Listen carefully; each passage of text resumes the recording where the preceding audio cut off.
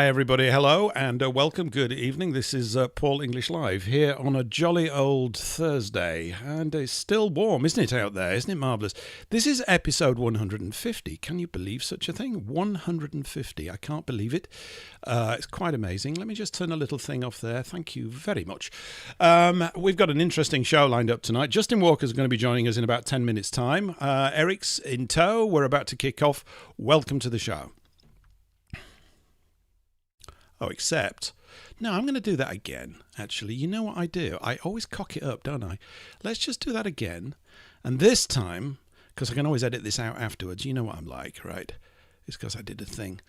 Now, episode 150. Welcome to the show.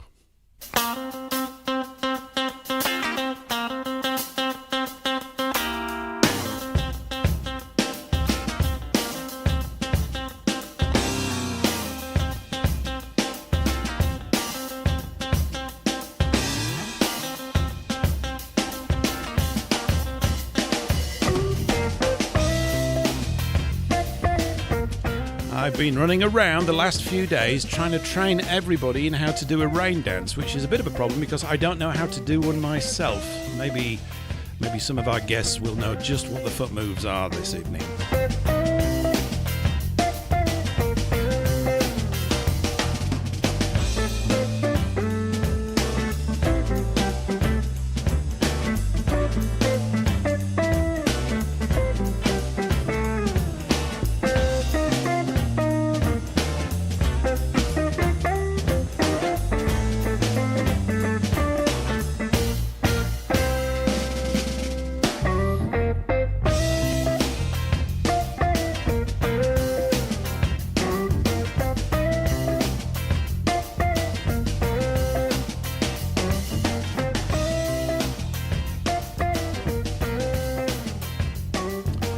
Well, hi everyone and welcome back. Episode 150. Is that a special number? I have no idea. It might be. That means we've been going nearly 3 years. Actually, I think with a couple of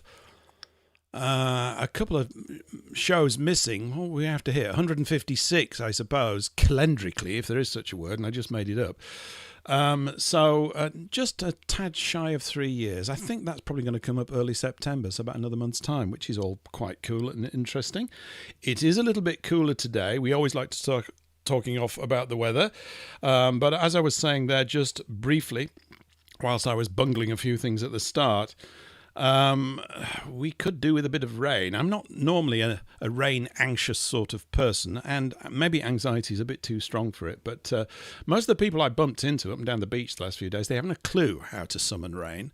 I guess this is really just a normal summer, to be quite honest. It is very reminiscent of 76, although it doesn't seem as hot to me, but I don't know what that means. So I'm not finding it difficult to sleep at night or anything like that. I hope you chaps and chapesses are all getting along thunderously well. But welcome to the show. We're going out, of course, over Food for Thought Radio. We're also on WBN 324 for the next 2 hours, so shout out to everybody there. We're on Rumble and YouTube, and the Magpie's just flown down by the studio. Hi, good evening, Mr. Magpie, which is quite good. So we're going out on quite a few platforms, as we usually do. We have chat going in Rumble. We've got chat going in YouTube. I will be scanning that.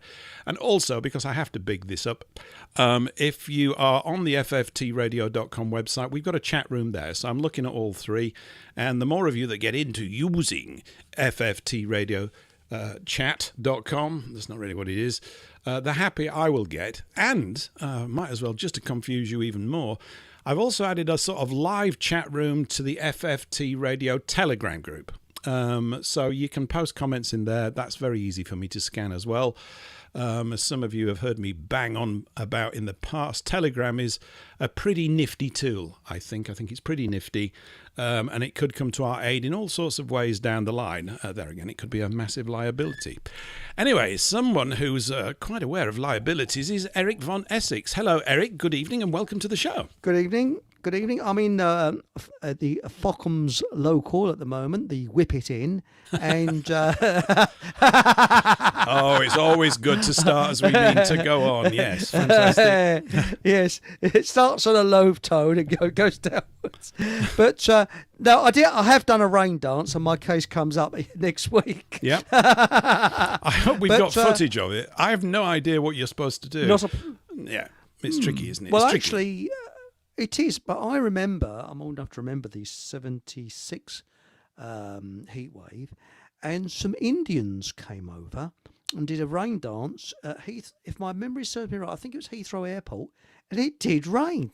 Seriously, it rained after they did the rain dance. Let's get them back. Worked. Well, let's get them back. Yeah. They did that, what, in 76, did they? Yeah, they've been getting on a bit now, I should think. But they will be a bit. They might be a bit long in the tooth by now. Yes, they could well be. I've had plenty of practice. But no, seriously though, I remember in '76 when the Tarmacadam was actually melting on the roads, and you had these like sort of great kind of heaps of Tarmacadam, rivers of it, either side of the road. Yes.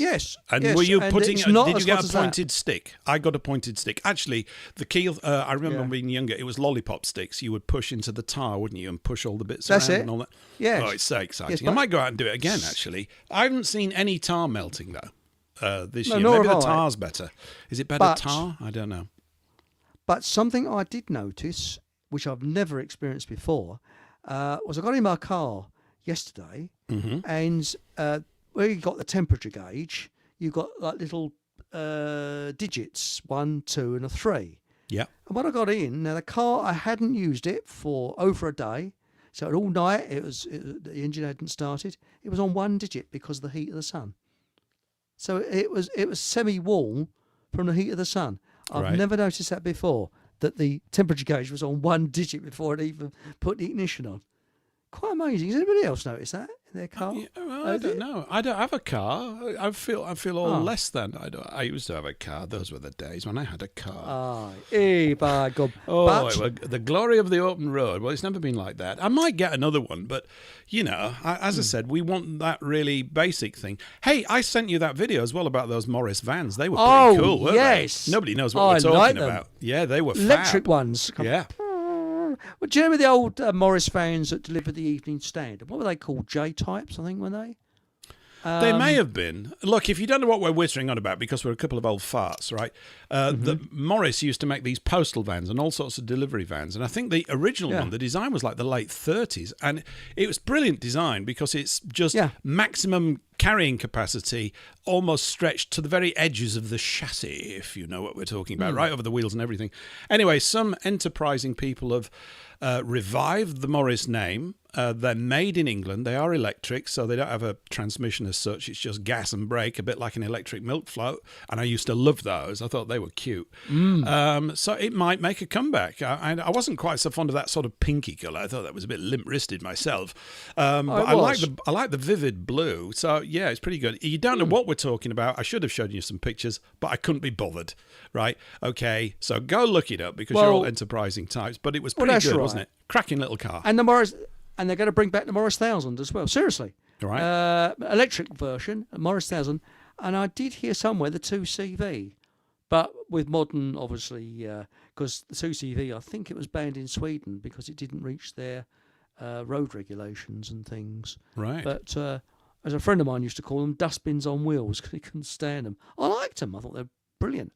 But no, I think that this electric, I still believe it's a white elephant. I don't believe electric cars are the future because they've tried it before in the past. It didn't work, and it's not going to work again because the internal combustion engine is far more efficient. Oh, of course it is. But then we are a couple of old farts. But it is, really. I mean, I liked all the other ones. Let me just shout out a few names anyway early on in the chat while I still can before it gets absolutely crammed with the hullabaloo. Shout out to Mer Bailey. And I can't read this one. No stopping it. Oh, hello, no stopping. It's because you don't have 2 P's in. I was going to call you Nosto Pingit, which of course would have been very wrong of me, wouldn't it? But hi, no stopping it. Billy Silver and Shelley and Merv Bailey and John Possum are all hanging out in the FFT radio chat at the moment, early days. And Mark Anthony and Matilda and Blu-ray. I'm going to read everybody. Hatchie, Blu-ray again. Oh, look, they're all in there. Krautwolf. Good grief. Message retracted. I should think so. We don't know what's going on there. Anyway, shout out to and Ricardo Blake. Hi. Welcome everybody to the show. So there was something else I was going to say. Oh yeah, I was very busy, of course, I was ordering pile cream today, Eric, just in case. Really? Yeah, you've got to. Well, just in case there's a winter shortage. Better prepared, than sorry and all that kind of stuff. It's not that I have an ailment in that region. I just thought, I'd like to be better safe than sorry. Just in case. Yeah, just in case, absolutely. Because, when we get Miles on with his piles, our favourite in-house doctor, this is really... You started it, so I'm in the mood as well. And I was also going to say, now, I will say this as well. So momentarily we're going to bring Justin Walker on of Bradbury Pound fame, and we're going to, as many regular listeners know, and by regular I'm not talking about your toilet habits, I just mean, you're although we don't wish you any ill will in that department, but will know that one of the strong bases of this show, ever since it started, and ever since I've been droning on for donkey's years on the internet, is basically banks and money and currency and the whole hellish mess that it currently is and has been, regrettably, for several hundred years, actually, and probably even longer than that. And so it's very apt, I think. It's not really by planning, but it's more fortuitous than anything else, that I managed to get in touch with Justin the other day. We've had a couple of really fun chats, and I'm hoping he's there because we're going to do a banking. I'm here. He's there. Justin, hello. I'm good here. evening. Hi. And Welcome to the show. Hello, just Justin. to let you know, my hemorrhoids are in fine fettle. I'm not in any pain whatsoever. This is good news. I'm also, having been warned what your show is like, I've got about 3 glasses of wine in me. So this is excellent. This is marvellous. This is how we intend to proceed. Yeah, yes, sort of. Yes. It's a bit like that. We're having a jolly up. You've got it absolutely right. It's a bit like we are down the Fockham Hall Arms, or is it the Queen's Legs, Eric? Because they're always it's the open. Queen's Legs and the Whip It In. They're the two pubs in Fockham. The Whip It In. And it's as if we've just bumped into each other in the pub, but we just happen to be very interesting folks, and we're all having a jolly good chat about things. Yeah, and that's really what we're here to do. And I know you've told your story many, many times. I'm very familiar with it, Justin. And you were probably expecting this. Oh, my God, he's going to ask me to go through my sort of CV. But I am, because there'll be many people here and across in the States. This show goes out to many listeners in the US as well, who won't know who you are. I think they need to know who you are and your fabulously interesting tale, because it's going to set us up for the next couple of hours here. All right. Okay.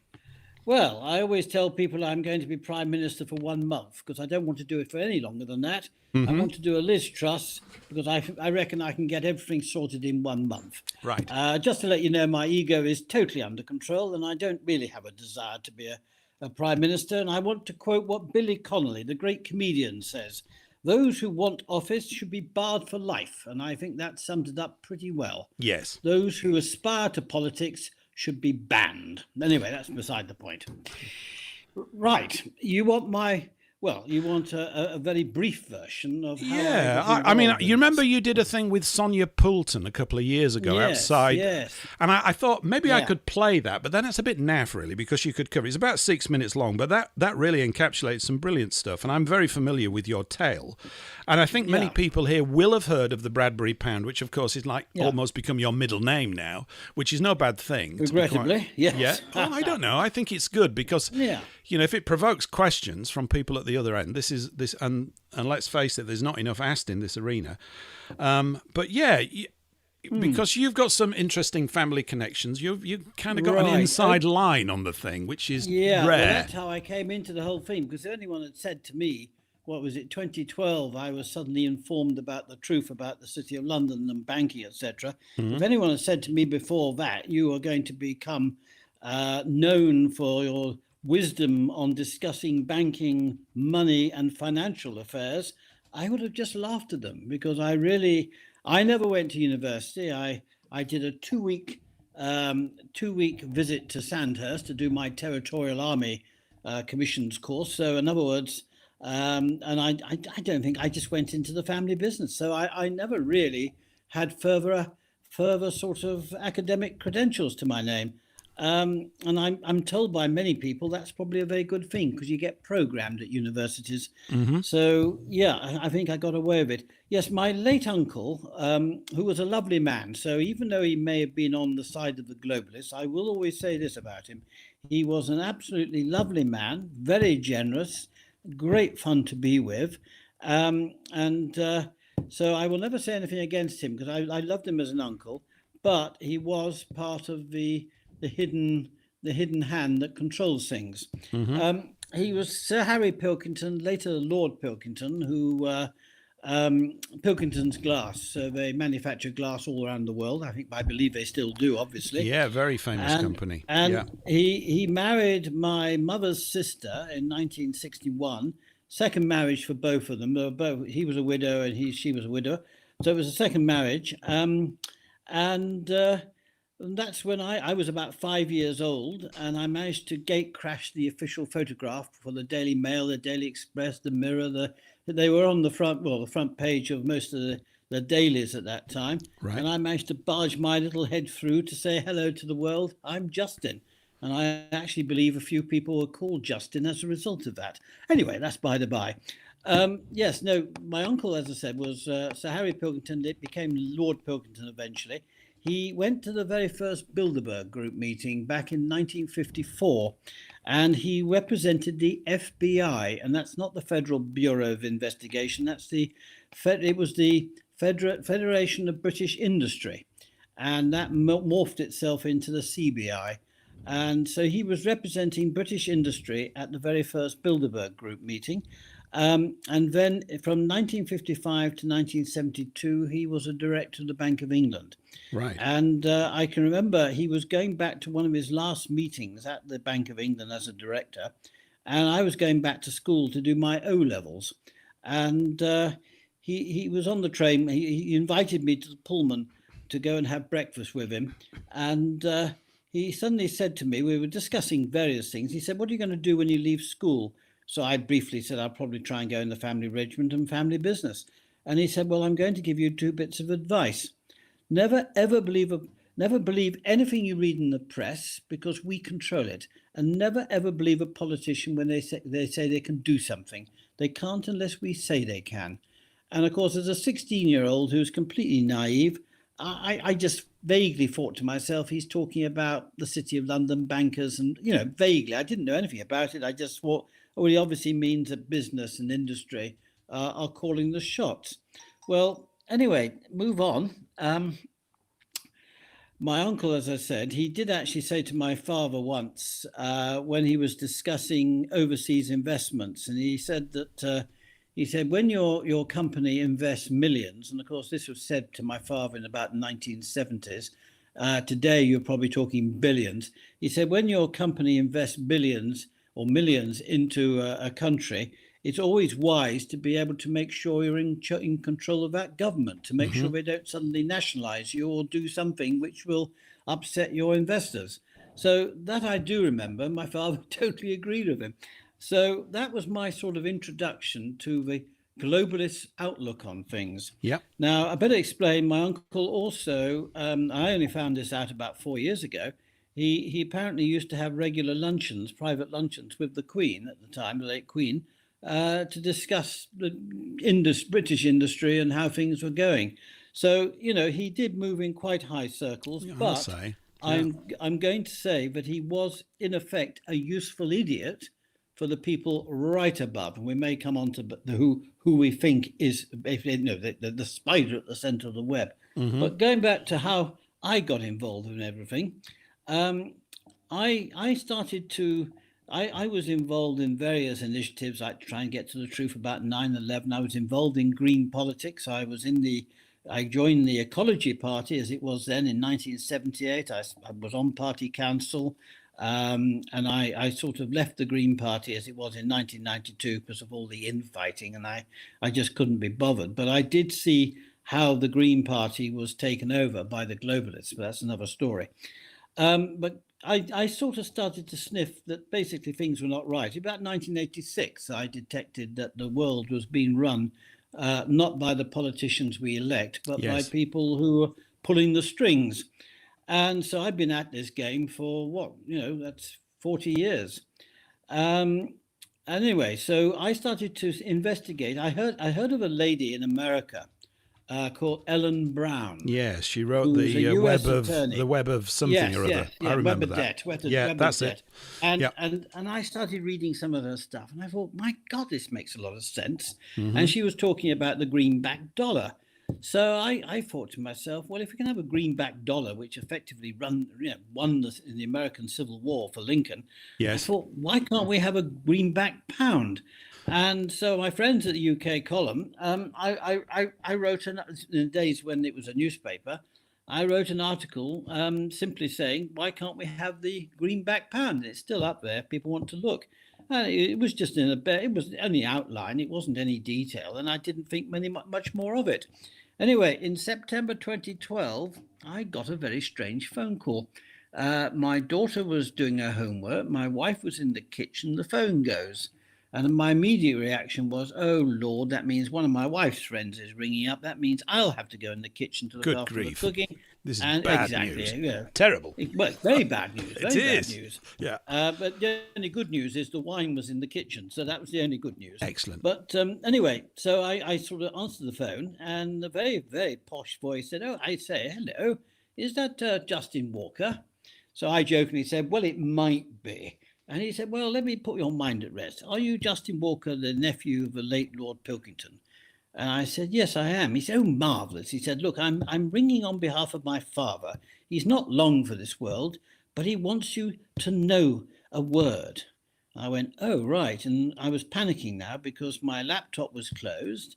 There was no paper or pencil or pen or by the phone to write anything down. Mm-hmm. And he said, my father was a director of the Bank of England with your uncle, and he's read your article about the greenback pound. I said, oh, right.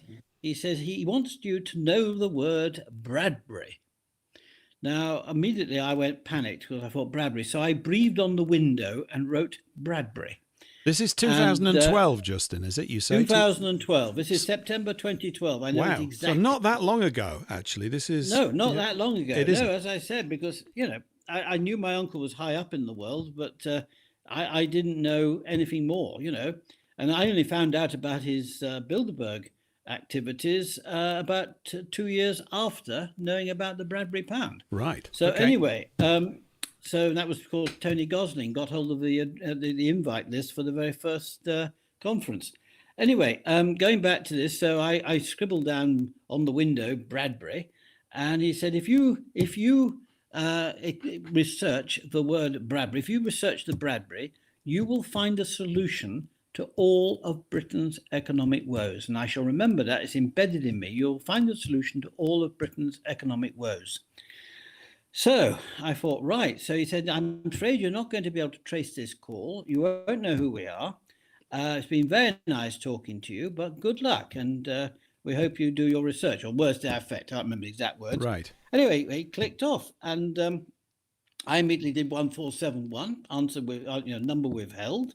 And I have to be honest with you, I felt like Richard Hannay in the 39 Steps. Good. I'm feeling novel, like a person watching Richard Hannay as you talk, and I'm quite enjoying the experience, yeah, well, actually, it really Justin. was. I suddenly Yes. thought, what the hell was that? And so I couldn't wait to get the laptop open, and I sort of fed it in. I put Bradbury in, and the first one I got was that lady who struts around disused railway lines. Very attractive lady. What's her name? I can't remember the name, but something Bradbury. No. Well, she's on BBC and all the rest of it. Anyway, Okay. I can't remember it.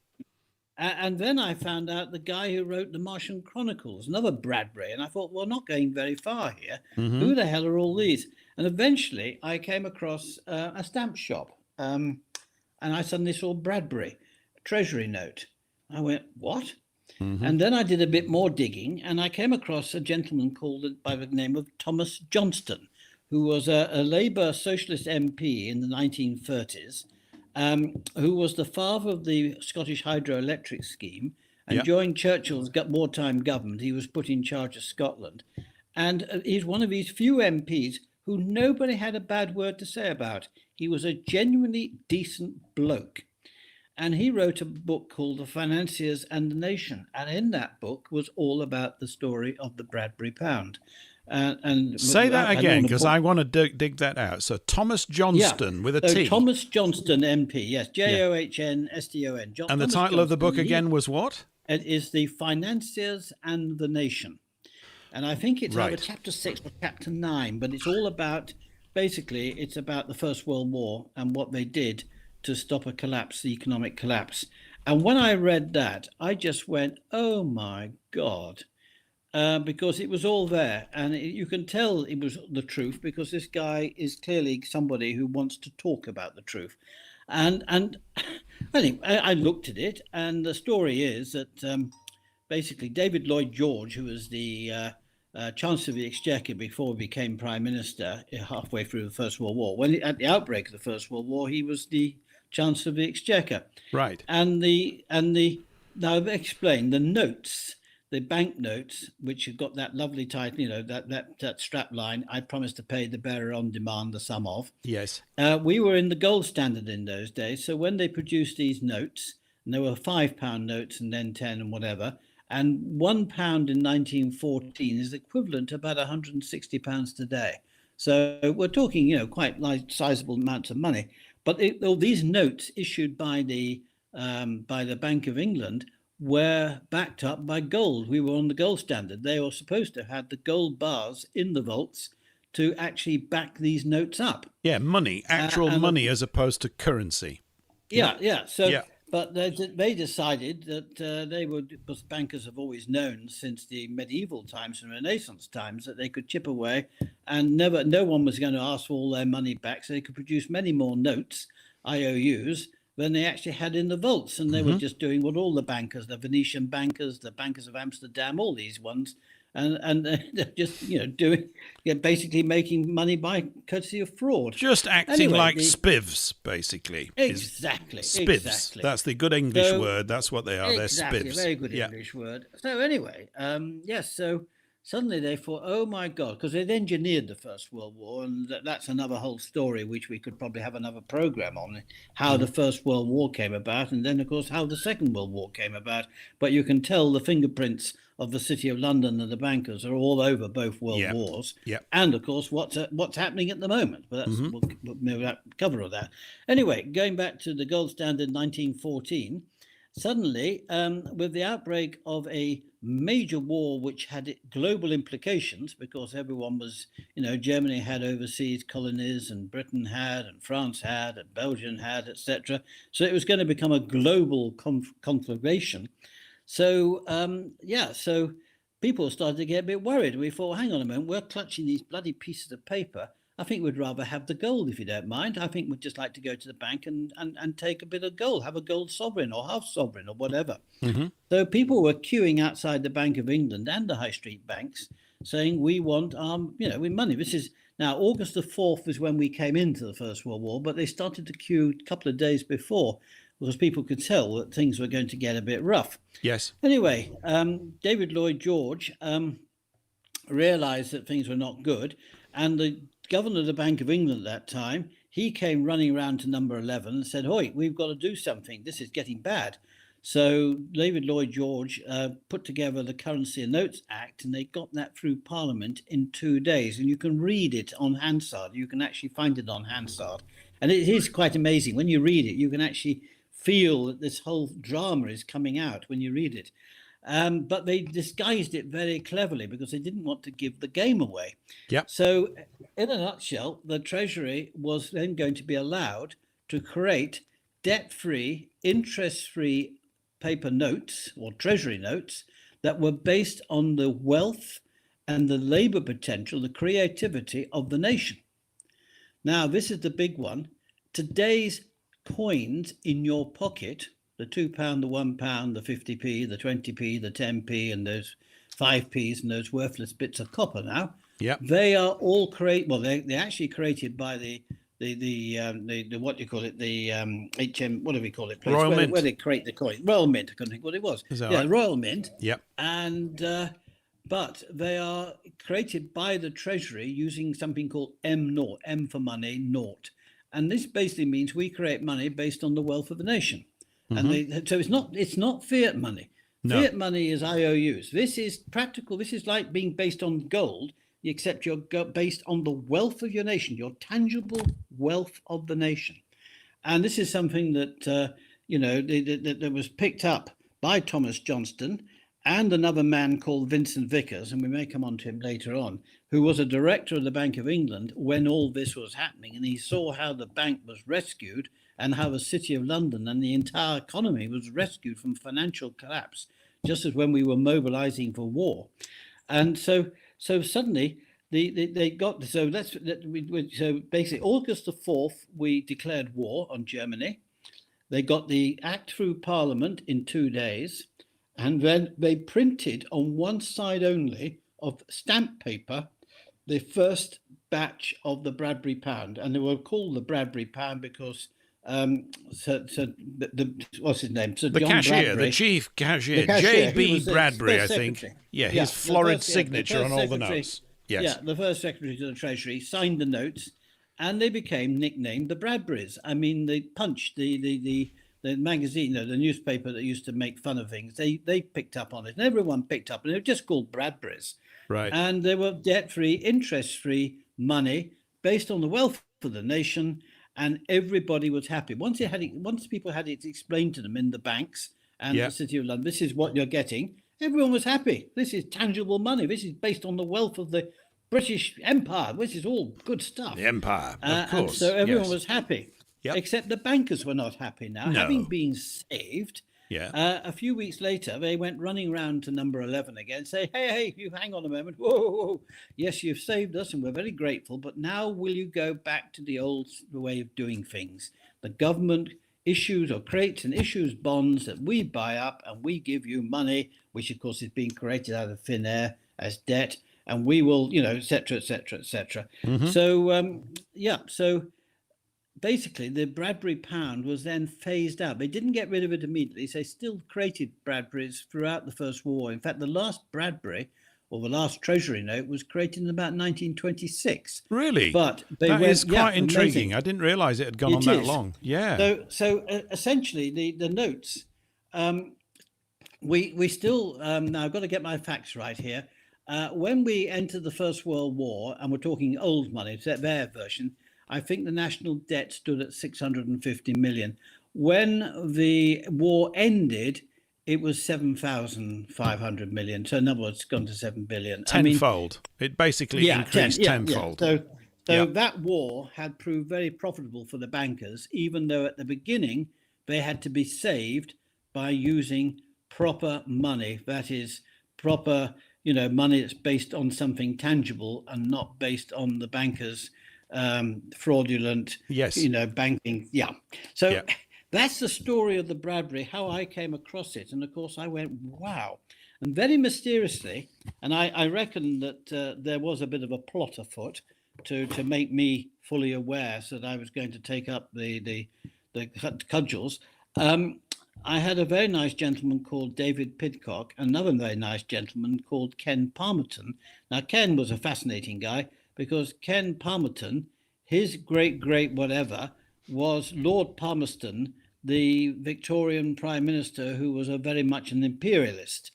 And Ken's family were liberals, and they were appalled by the dastardly reputation of Lord Palmerston. Exactly. Right. So they knocked out the S in the name and called themselves Palmerton. The cheeky and they moved buggers. To Jersey.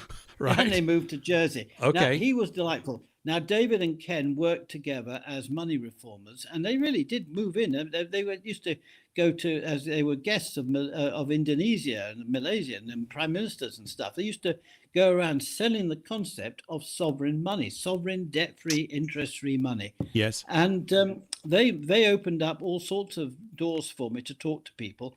And I still get one or two of them still give me these anonymous phone calls. But I was regularly being given phone calls by people who were, shall we say, they obviously enjoyed being in the City of London. They obviously benefited from the City of London. But as they were appearing they're on their deathbeds, or at least it looked as though they were going to be very soon. They wanted to clear their consciences by telling the truth. It's funny you mentioned that, because I was having a conversation with somebody either earlier today. I don't know. I've had so many phone calls today, as well as the two jolly ones that we had. And this is a regular repeating pattern, of what they do is, whilst they're in there, they don't say boo to a goose, because they can't. They probably get offed if they do, literally. I mean, I've no doubt about that. That's really, you're not going to spill the beans on the game that you are totally ensconced and subordinate to. But when they get out and they're near their ending, they start to basically say all these things. They're publicized in small journals that no one reads, and they say, well, at least we told you, right, on page 32 in 6-point type. But I always remember Sir Josiah Stamp was ex-governor of the Bank of England. The Midland Bank, Yep, and he said something along the lines of, as long as you allow, I'm paraphrasing, but the gist of it was, so long as you allow banks to create money with a flick of a pen, you are basically going to be debt slaves for the rest of your life. And he also said, fortunes like mine exist, and they should not exist, because they're based on this, and the world would be a far happier and better place if they did not exist. But so long as you do not bring down the bank. And there was another guy as well, I can't remember who it is. Henry Ford was the best. Henry Ford was the best, because he basically said if people understood how money was used and how money was created, there'd be a revolution before tomorrow morning. Now, the good news is that my wife says I'm revolting. Now, I'm a pensioner at 70 and stuff. My wife does say I'm revolting, so I'm doing something right. Yes, it's good. You've got to keep the man's end up in these sorts of things. It's good. Well done. Absolutely. But no, we really have. I mean, when people realise, and they've all been programmed. Everyone has been programmed. Do you know, I've since that phone call in 2012, I've actually talked to, I think in person, literally talking to somebody in the flesh. I think I've talked to around about 20 MPs. Right. And when I do get the opportunity to talk to an MP, the first thing I say, apart from saying hello and being very friendly so they drop their guards, I say, can you tell me anything about the Bank for International Settlements? And immediately I get a blank face. I've not had one of them tell me what the Bank for International Settlements is about. Now, for those listening tonight, I better just explain very quickly in case you haven't heard of it. It's only about 1% of society that have heard of it, and probably of that 1%, probably only 1% again who can actually tell you what it does. Yeah. The Bank for International Settlements was set up by Halmer Schlacht, who was Hitler's future finance or banking minister. Yeah. And a guy called Montague Norman. Montague, yes. Old Montague, yes. He had a lovely moustache and beard. Oh, excellent, He looked a jolly nice chap, actually. Yes, I mean, consummate evil, but great moustache, something like that. Oh, yeah, absolutely, great stuff. He did look the part, He did. Anyway, he looked like a villain. But anyway, this chap, he fell out with that chap, Vincent Vickers, who I mentioned below. Now, Vincent Vickers was a director of the Bank of England, and he was a director with Montague Norman. Yep. Montague Norman then became the governor of the Bank of England, and in 1930, he teamed up with Hammerschlacht, and they decided to create a central bank for the central banks. Yep. Now, obviously, they didn't do that. I mean, they're not going to have letters saying who was really behind it, but we can safely say that the House of Rothschild had a lot of input, shall we say, into this plan. I suspect that's likely to be completely true. I think there's a Belgian researcher, and I can't remember the name of the book. I've got it somewhere, but it's only in PDF. So when it's in PDF, I don't readily pick it up and familiarise myself with it. But it's about the whole history of the formation of the BIS, the Bank of International Settlements, and it's quite an eye-opener. And you're absolutely right. Those two got together and had globalist pretensions, let's put it that way. So even though he went on and, it's always this thing about Hitler's tremendous economic miracle. I've got so many books about it. But basically, Hitler's economic miracle is, in essence, the Bradbury for Germany. It's a difference. Exactly, labour bonds. Absolutely. Yeah, it's about the real wealth of the nation, which in their case they emphasised on human labour. And this is why he was able to get 6 million men employed in 3.5 years back on building motorways. Oh, yeah. And that's when they built a cruise ship to let German workers to go and have cruises. I mean, you couldn't make it up in such a short time. And in fact, it's interesting, if you want to look at something similar, not to Hitler himself, because this chap is actually a decent bloke, But you look at Burkina Faso at the moment, what's happening in the state of Burkina Faso. Okay. And the guy there is Ibrahim Traore, Okay. Traore. And he is a young military officer, captain, my old rank, a captain who took control, did an armed coup against the basically the Westerners, the French government and the people who looked after the puppet government in Burkina Faso, kicked them out. And he has now completely transformed the nation because all the wealth, including the gold they're mining and everything else, is being kept internally. Nobody can get their hands on it.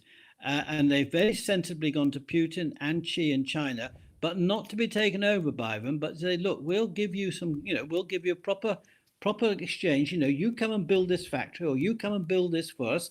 We will pay you in whatever, real money. So in other words, it's a straightforward transaction with no holds barred. In other words, it's working. So if have a look. Are we surprised though, Justin, that it would work? We're not surprised, are we? No. Because every time this model has been rolled out, it has this galvanizing, transformative effect. And I think much of it has got to be to do with the remoralization of the people, because it's sound. Yeah.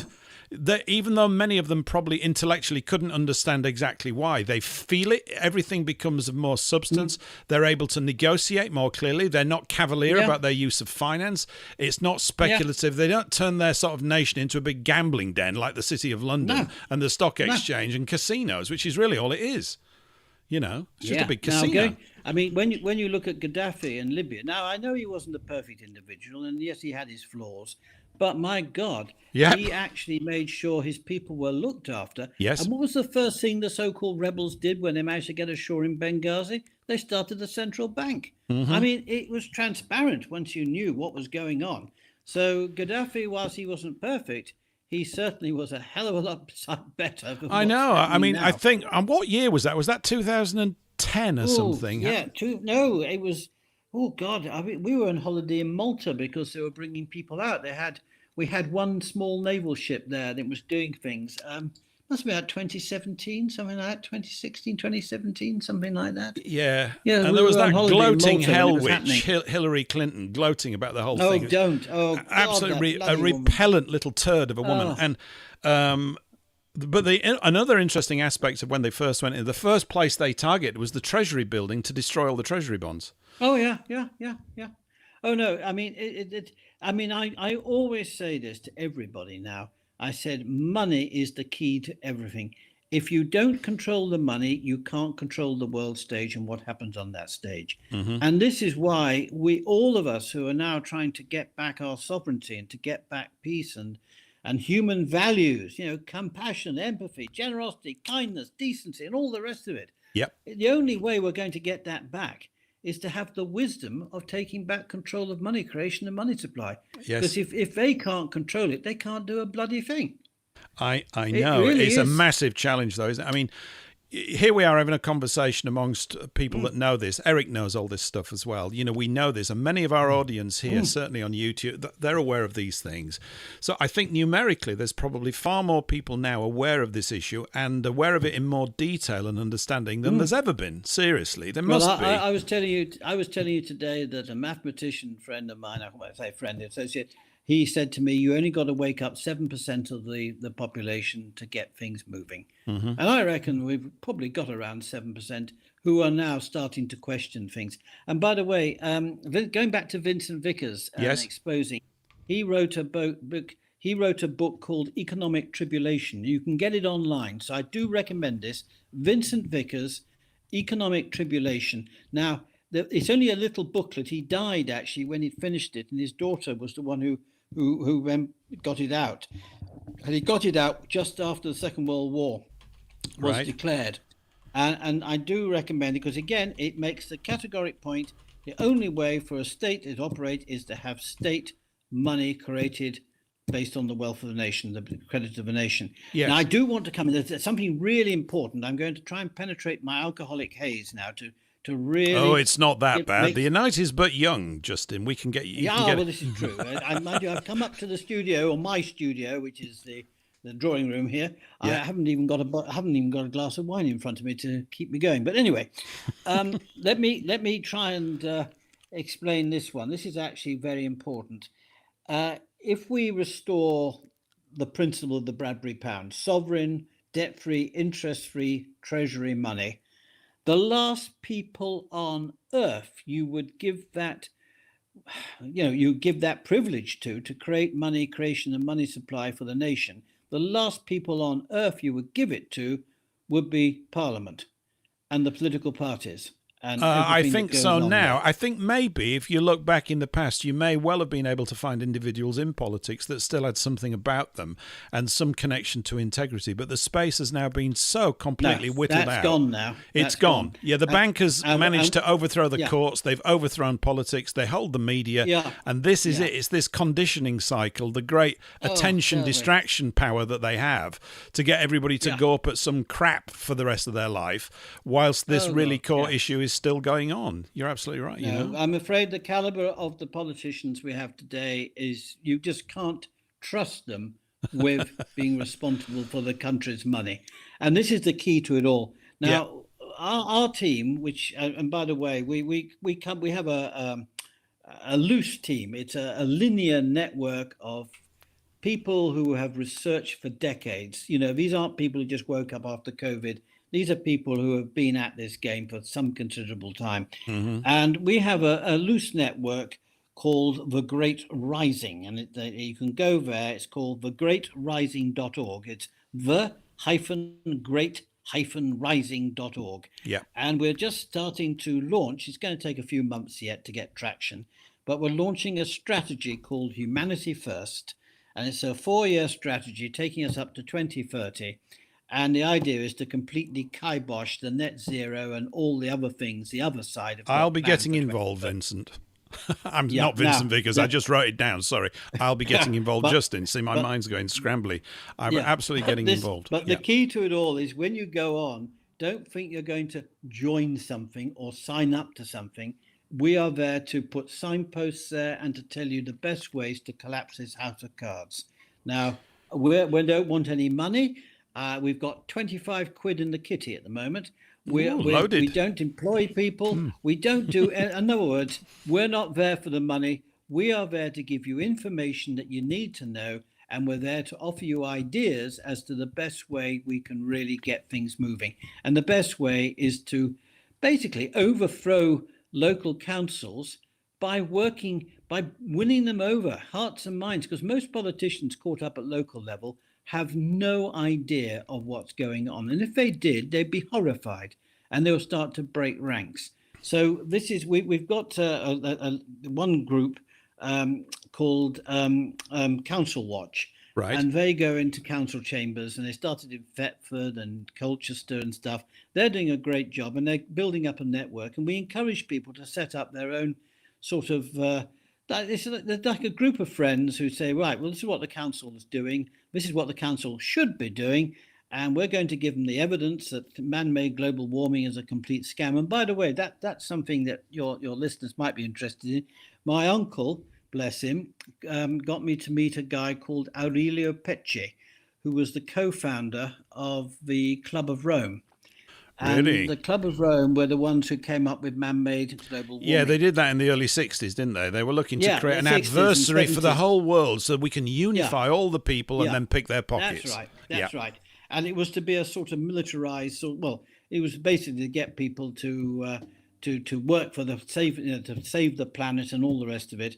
But of course, it was going to be based on lies and deception. Well, than at least their phraseology is right. It's just that people misunderstand it.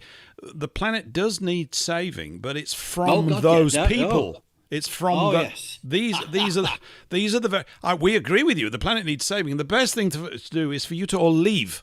Go somewhere else, get onto an island and plan away and plot away like Billy-O, but you're not coming out here and influencing anybody. And of course, I love speaking like this because there's not a cat in hell's chance of that happening. When you look at the actual... I don't know. I think things are happening. Seriously, I'm of the... I mean, you know what they always say? If you're in the middle of the Pacific and you've got sharks going around your little boat and you've got about 10 survivors and you're thinking, oh, my God, The first one you chuck overboard for the sharks is the pessimist, followed very quickly by the optimist. And I'm afraid I am an optimist. So, I like that. I hope I never find myself in that situation. The idea is to have a different scenario play out before you. That's far too much stuff. I think that's just dreadful. So I don't look. I'm not trying to be negative about it. What I was sort of meaning, Justin, is that it's to do with the sort of, what would we call it, the psychological profile of these people and the entrenchment of it. Therefore, I'm not saying it can't be overthrown. I have a conviction, possibly not too much evidence to suggest that, but there have been incidents in the past, such as the Bradbury, that have shown the way. The main aspect, I think, of the challenge is the communications challenge. Not just because we're sitting here in a conversation where a great deal of truth is being expressed and people are going, and many people go, I already knew that. But, we can't remind ourselves often enough, in my view, of these things to keep them fresh in the head and to reinvent them and to retell them like tales round the fire. You've got to keep doing this because it lives in the story. So these examples, you mentioned Lincoln, bingo, that worked. So he got killed. You mentioned the Bradbury Pound, so that got killed. You mentioned what they did in Germany, so they had to wipe Germany out because of the threat. Although I think they're sort of playing so many different angles. I could never work out why they would allow Germany, if that was the case, maybe they couldn't actually allow it or not, to rise up economically so strong in the 30s and effectively embarrass everybody else in the world. It goes, this is what you do. You kick the bankers out, you ground it on your own people, and you're in charge. And now we can do what the nation wants to do, which, of course, is anathema to the instincts of the bankers. One other thing I just want to throw in here while I'm just talking about this stuff. You've mentioned Vincent Vickers, and we've mentioned Sir Josiah Stamp. All these guys were right, and Henry Ford. We're talking about World War I through to the early 30s. There's some amazing stuff written then that's not really well known. Thinking on this stuff was really strong. There's a guy over here, the guy that helped Rutherford split the atom, called Sir Frederick Soddy. It's an unfortunate surname, I'll grant you that, but he was not short of brains, right? And I think after he'd split atoms or something with Rutherford, he was sitting around a bit bored. He thought, I'll figure out money and economics. So he goes off and he writes this book, which I've got, and it's pretty difficult to read, right? It's written in very strong sort of academic language.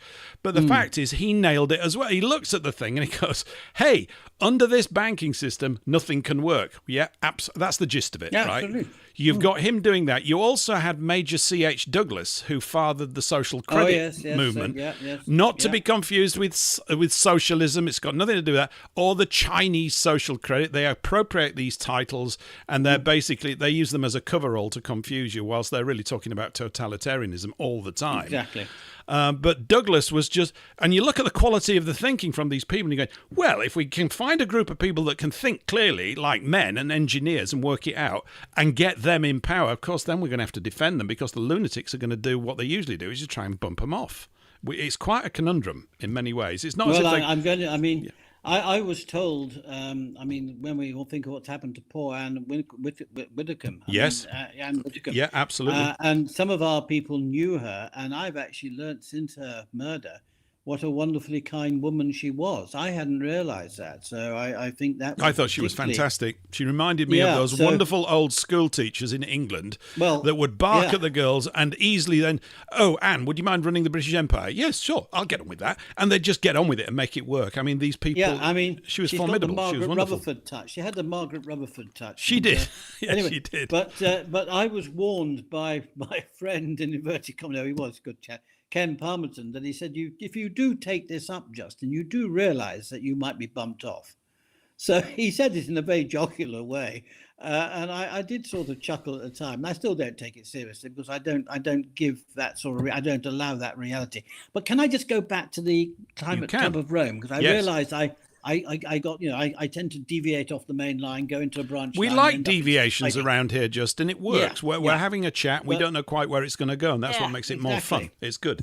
But anyway, going back to my uncle introducing me to Aurelio Petchin. I remember going down to Olympia in 1982, joined the Falklands War, and I know it was during the Falklands War because we had to tell, even I was in the Territorial Army, we had to let people know where we were because we might have been called up to go and replace a regular unit in Germany who would then go down to the Falklands, but of course it was all over by then. Yeah. So I remember it very clearly, and so I went down to meet Aurelio Peche, and at the same time he had his friend with him called Tor Heyerdahl of the Kon-Tiki expedition, and so I had the three of us having lunch at the Olympia. It was at the United Nations Environment Programme conference, and I was quite. He was really quizzing me about the fact I was in the Ecology Party. I was actually the party election agent, unpaid, totally voluntary, and we were,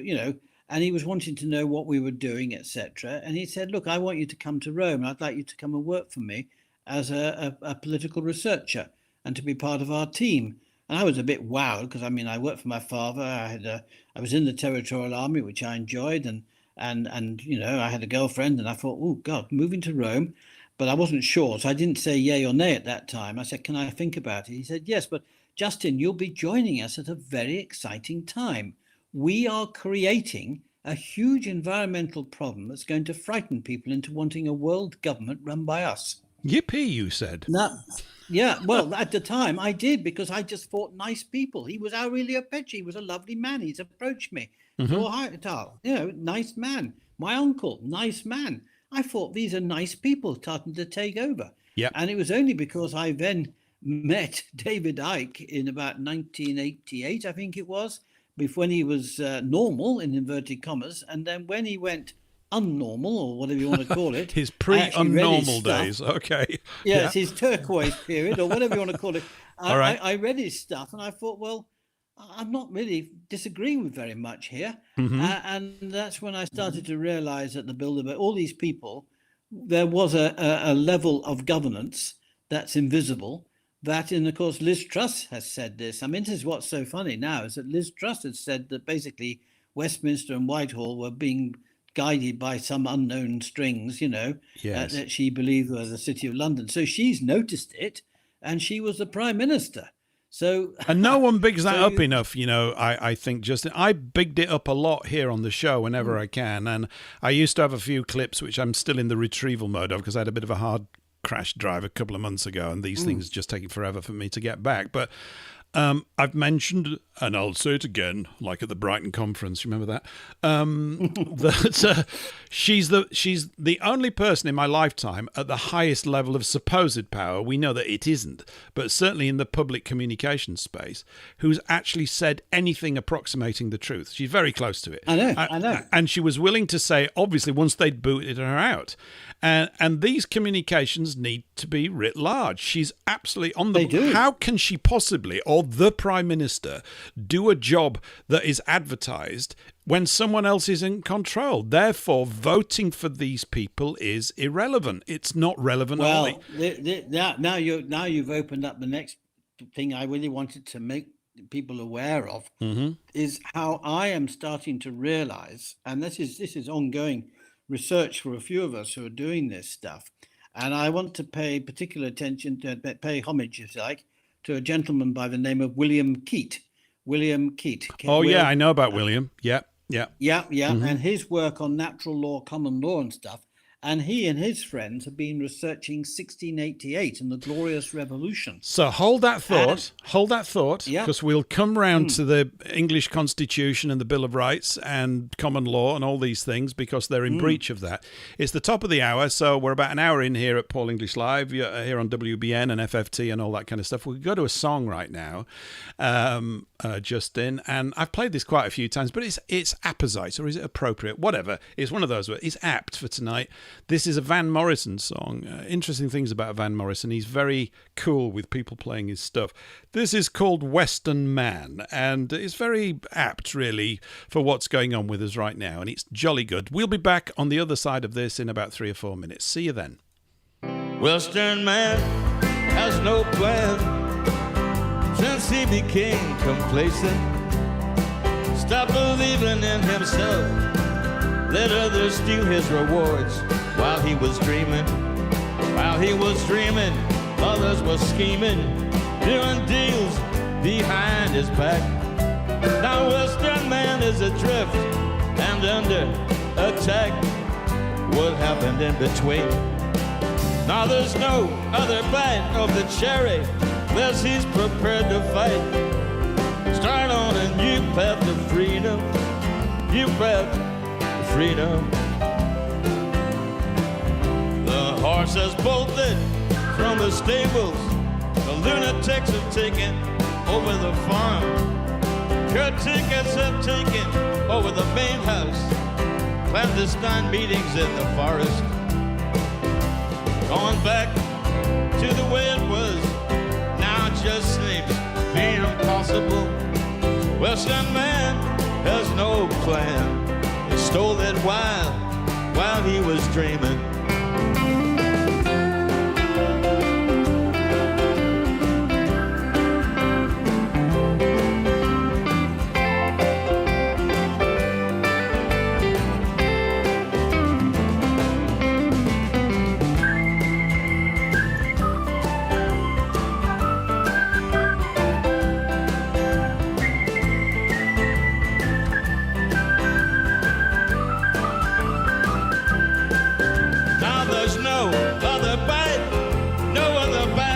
Cherry, unless he's prepared to fight. Start on you path to freedom. Horses bolted from the stables. The lunatics have taken over the farm. Caretakers have taken over the main building. The governors have gone over the wall. Clandestine meetings in the forest. Not going back to the way it was. Western man has no plan since he became complacent. Stop believing in himself and let others steal his rewards while he was dreaming. While he was dreaming. While he was dreaming. While he was dreaming. While he was dreaming. While he was dreaming. While he was dreaming. Others were scheming. Scheming while he was dreaming. Others were scheming while he was dreaming. Others were scheming while he was dreaming. Western Man by Van Morrison. And we're here, three Western men and probably a few Western women as well out there listening. This is Paul English Live 150. We're here with Justin Walker. We're into hour 2. We're talking about all the really important stuff like money, banking, voting, and all that kind of stuff. Oh, and the environment and all that kind of stuff. So welcome back to part 2. Eric, let me just bring you in. Any thoughts so far? Yes. It's very interesting what you're saying, Justin. But you mentioned that in Germany in the 30s, late 30s, the ordinary working man could go on these cruises, and that's 100% true. And what people don't realise is that those cruise ships were banned for docking anywhere in Britain in case people saw how well the working people were doing. No, I didn't know that. I didn't know that. That's Yes. You learn something every day. And this is this is what's so important about our movement. You know, I learned something every day. It's incredible. I didn't know that. Yeah, they actually banned it. So Yeah, because all the makes you English, we were all going down to the end of the garden to go to the toilet, weren't we still? Yes. And they were going to rock up in all these brand new suits and things that they'd made with piles of cash in their pockets and buy up London or something, and obviously add to the legend perceived by the English of the arrogant Germans or whatever it was. Yes, I can't remember. Was it the Home Office? Whoever it was, they said, "You're not docking here. We're not having everybody see this, all this splendour." So, Eric, I have to ask you, did your family buy up Essex then? No. Not yet, Eric. Not yet. Not yet. No. But the other thing I was going to say is that the Fabian Society was formed in 1884. Yeah. And it is believed that the book 1984 was the year 1948 flipped around. that may not be so. I Because have heard 1984 is was the 100th anniversary of the founding of the Fabian Society in 1884. Yeah, And it was maybe Mr. Blair, was it Eric Blair, I think his name was it? Or something like that. All that. Was giving a little clue to the Fabian Society because... Well, let me just fill you in about the Fabians and my experience. I mean, the Lady Chancellor we've just lost, Rachel in accounts. I've sent... Oh, we miss her so much, don't we? Oh, we do, but we don't worry. We've got the evil... He looks at who's taken over. What's his name? John. What's he called? John Healy or something. He looks like an extra out of Lord of the Rings. I mean, you've only got to look at that pointed nose to think there's something not right there. He does look as though he's... Yeah, anyway, but get back to dear Rachel, who was a Fabian. And by the way, the current governor of the Bank of England is also a Fabian. And of course, the departed Prime Minister was also a Fabian. Now, and the new one is as well. Pardon? And the new one is as well. He's not a signed-up member, but has contributed quite a lot to the Fabians. He hasn't paid his dues, Justin. He's a tightwad northerner. He won't cough up his membership fees. I'm not bloody paying for that, bloody tightwad. That's what it is, yeah. Oh, God, Andy bloody Burnham. Anyway. Andy bloody Burnham. I call him Andy Bumhole. I think it's spelt Burnham, but it's pronounced Bumhole for now. But there'll be more along the way. He's only been in a couple of weeks, hasn't he? We're already I'm sorry. abusing him. I think his honeymoon period is virtually... It's going to be over very quickly. It lasted about a minute. I mean, I just look at him and I see a puppet in Thunderbirds or one of these, yes. Gary Anderson. I mean, he's like Troy Tempest from Stingray, doesn't he? Yeah, that's it. I mean, for God's sake, the people with AI, when they're using the AI for the right reasons, will have a bloody field day. Yep. Because he doesn't look. He looks as he's got strings attached to him, which we know he has got strings attached to him. But, I mean, we can have real fun with that. But, yes, Troy Tempest, yeah. I used to love all those Gary Anderson. Oh, yeah. Well, actually, I actually spent 9 years of my life trying to create... I was working with some academics at Durham University and elsewhere, and we were trying, when USSR collapsed and Russia Federation emerged, and we knew there was going to be a lot of surplus military equipment going to be going rusty. And we were trying to set up a real life international rescue because we were arguing that what was needed in the world was like an international fire brigade ambulance service, that when you have earthquakes and God knows what happening to countries and the country affected is overwhelmed, surely the international community should be able to come in within 24 hours with all the help needed, search and rescue dogs, everything you can think of, to get people out of the trapped buildings or whatever the disaster was. And we had some real support, and we thought we were making headway, and the Middle East Arabs were going to support it, this, that, and the other.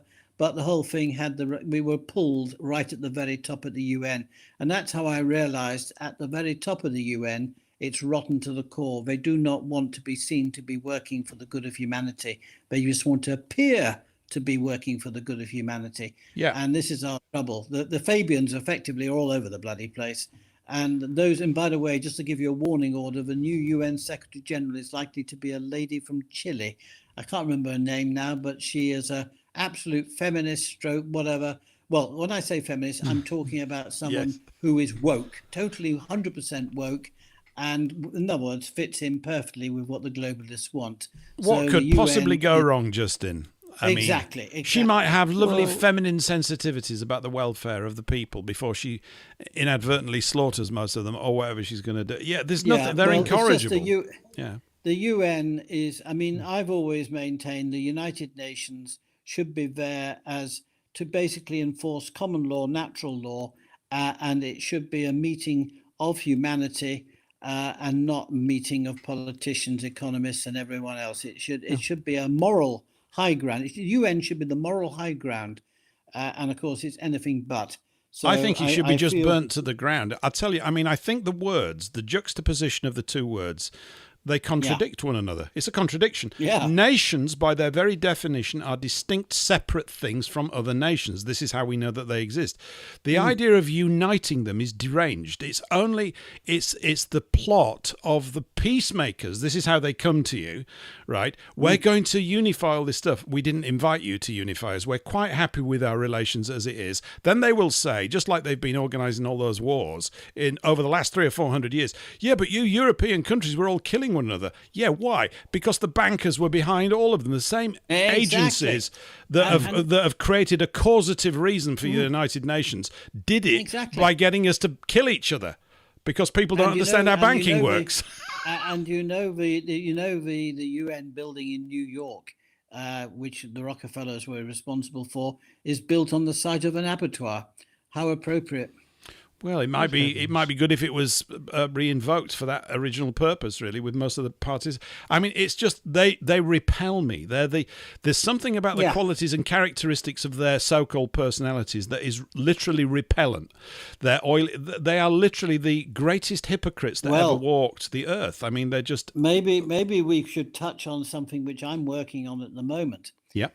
And that is the cult of the Sabbatean Frankists. Have you come across that? Oh yes, yes. They were all around London during the English Civil War. They faced. Oh, I mean, they really got off the ground in 1680. When was it? 1666. They really got off the ground. Oh, that's the Sabbatean Zevi. Yeah. But the Jacob Frank, he was the one who got the Illuminati, the Freemasonry, and everyone became a network. And, of course, it's a cult that believes the more evil you can do, the quicker you find God. Yeah. I mean, these guys... Do you know the background to that, Justin, where that belief comes from? It's quite interesting. It's to do with their convoluted, totally, I think, intentional misunderstanding of Scripture. So it goes something like, this is their sort of perverted logic. It's not logic at all. It's just a sort of causative reason or a story that they've been telling. They go... The rabbis, these deranged rabbis, I'm not saying they're all deranged, but there's certainly several that are, of which Sabbatai V was one.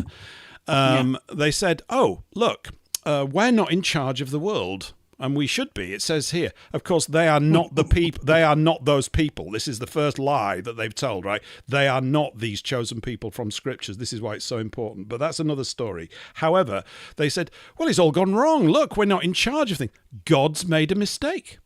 He's obviously got it wrong. I mean, because they do. They say they've got all these things written down. Like a rabbi had a discussion with God and won. I mean, you go, hello, what's going on in what is the remnant of your head? I mean, it's just sort of nuts, right? But that's their mentality, or would appear to be anyway. Allegedly, right? I've got to throw that word in every now and again. Well, so they're sitting around. They go, hey, it's all gone wrong. What we've got to do is we've got to get God to come down back to the earth and smash it to bits. Right, and put us back on top because something's slightly gone wrong. He's sort of taken his eye off the ball or something. So we've got to help him. What's the best way to get his attention? Oh, I know. What we'll do is we'll break every scriptural commandment of decency and we'll behave in the most appalling way, which will so enrage God. Seriously, this is their logic, that he will come back down again, smash it all to bits and put us on top. And you're going, there's no hope for you, mate. But unfortunately, there's no hope for the rest of us with a bunch of lunatics like that in charge. These people are not sane at all. This is absolutely true. What you've said, it sums it up perfectly. And yet, how many people, like the Bank for International Settlements, how many people know about the Sabbatean Frankists? Well, everybody here does now, don't you? Exactly. But then you've got other ones like Common Purpose. How is this all linked in like a jigsaw puzzle? You know, you've got, and they're really nasty people. Now, some people might think I'm a bit doolally what I'm about to say, but I think there's something demonic in what they're up to. Listen, you don't have to feel as though you're losing your marbles. It is demonic. It is satanic. The whole I mean, we are up against. I mean, it is a war now between good and evil. I mean, there's no ifs, no buts about that. I mean, you can't win a war without a strategy, and that's why it's now so important that we've all got to realize we're human beings first. I mean, to me, the first thing I want to get rid of is the political spectrum, because they've created that to keep us all divided and fighting amongst ourselves. The left, the right, it's bollocks. It is. I'm glad and you can say that word with gusto, as you just did. Don't worry about that, Justin. Let it out. Well, exactly. Justin, Yep. Go on. Fire away. What's your feeling? I mean, I've actually got to put the cat amongst the pigeons now. No, go on. And people said you're bonkers saying that. I really do believe that Ronald Reagan and Margaret Thatcher were closet Fabians, because what they did was they destroyed British industry. Margaret Thatcher destroyed British industry like you've never seen before, and set up a perfect foundation for what the Fabian Society wants. No, I think you're don't be ashamed of feeling that, because I think there's a lot we've still got to learn. I mean, I used to, one of the things I enjoy in history more than anything else is military deception, military intelligence. Join the First World War and the Second World War, and how you evaluate things and what have you. And I was lucky enough because the colonel, the honorary colonel in my regiment, the Duke of Lancaster's Own Yeomanry, the honorary colonel was actually involved in setting up the 20 Committee before D-Day. Now, the 20 Committee, what are the Roman numerals for 20? XX. XX. Double cross. Mm-hmm. And they set up the 20 Committee to double cross the Germans, to turn their agents against them and do various things like I was Monty's double and all sorts of wonderful, wacky things to make the Germans think we were coming somewhere else and not Normandy. And my honorary colonel, bless him, he was involved, and he used to tell me all about it and what have you. And I've been fascinated by that side of history, how you deceive people. And of course, you know, the bottom line is we've been the victims of massive deception. Well, it's about time we turn the bloody tables on these buggers, because they've set up a house of cards and we can pull it down. And I believe that we are going to do just that. It's absolutely fascinating looking at, essentially, you've got to win a war, and you've got to win the war with a proper strategy, and you've got to cover your strategy. What was it Churchill once said? And I'm not that keen on Churchill now after what I really know about him. But what was he said? That lies, what is it? The truth is always escorted by a bodyguard of lies. Yes. You've got to cover things up. So as far as I'm concerned, we're not fans round here, Justin. So you're in good company. No. That's an understatement, right? We're really not. Sefton Delmar said he was the top cheese in black propaganda, and I can't repeat it verbatim, but I know this is probably wrong, but I haven't got it in front of me. But it was like, was it propaganda is like a neatly laid English lawn, and this was after the war, and we must stop the weeds of truth coming through. Yeah. But it isn't, you'll find it in different, but it was sort of like that, I've just off my memory. But really, my view now, and I know there was politicians in the past that were possibly genuine, but the more sincere a politician looks nowadays, the more insincere they are. Well, that's why I mentioned Thomas Johnson, because he's genuinely a truthful, decent politician. They have been. I mean, the one today who I'd probably give some time to is, David Davis, because he's helping that poor nurse, Letby. What's her name? Who's falsely. There's so many question marks around that nonsense. Absolutely. Yeah, and so there are still the odd MP who I do believe is genuinely useful to us. But the overwhelming majority, as far as I'm concerned, can be got rid of. We've got to go back. One of the things we're looking at within our linear network is getting back to, if you like, improving on the Saxon model, the Anglo-Saxon model. We want to have moots where people can come together to discuss things and and we can perhaps use, modern day technology like they use in Switzerland. Maybe that's a possibility. Yeah, or the pub. We also like the idea. Or the pub. Yeah. The pub would be exactly. The pub would be good. Do we need government though? Do we need it? That's a very good question. This is the thing. I don't believe we do. No, I really don't. I think you're right. I think it needs to be totally minimal. And Wittans, and this is what we like, the model we're looking at, a Wittan in Saxon times was effectively considered wise people to advise the king. Now, obviously, a Wittan today would have to have some democracy. You can't just appoint people and people can't have a say. But we know there are people who want to serve, who are modest, and they have humility. They have all the human values that we feel, and we've got to start to find a way of having a treasury wit on who would be responsible for money creation and money supply to make sure the country has all the wherewithal needed to lead a happy and prosperous life. So what we're trying to achieve are happy and prosperous families in strong and vibrant communities. Yes. Okay. And and of course, the thing we haven't mentioned tonight, and I was going to bring it up at the end, but the thing we haven't mentioned tonight are children. And what is happening to children, whether it's a ritual abuse of children, satanic abuse, and God knows, and of course the grooming gangs, we mustn't forget that's a reality. When you look at everything, the abuse of children, but the worst is to see how there is a third world and how you've got so many millions of children going to bed hungry at night and they don't have a proper education. They end up going through rubbish tips. I've witnessed it myself in my travels. I mean, when you see how children are treated, that is the biggest scar on humanity. And that, if anything, we do everything for improving the lot of children everywhere. And that, to me, is what drives me. So I get a bit emotional about that at times because, I've witnessed the poverty. I've had beggars coming up to me in the streets and nobody should be like that. Nobody. But it's the bankers and the financial 100% situation. agree. Yeah. And the plundering of these nations, as you mentioned before, they are now plundered for resources by supranational corporate stupid pursuits. Well, I mean, it's mad. I had a phone call about 4 years ago now. Gosh, time's flying. 4 years ago.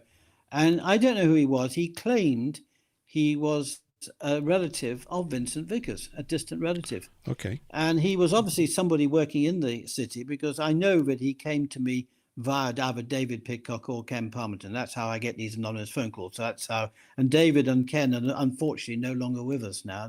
So I do feel as though I've been handed the baton, if you like. But this chap who claimed, he wouldn't give me his name, he just said, I'm distantly related to Vincent Vickers. And he said, if you ever have any trouble at all with any economists, just use this against them.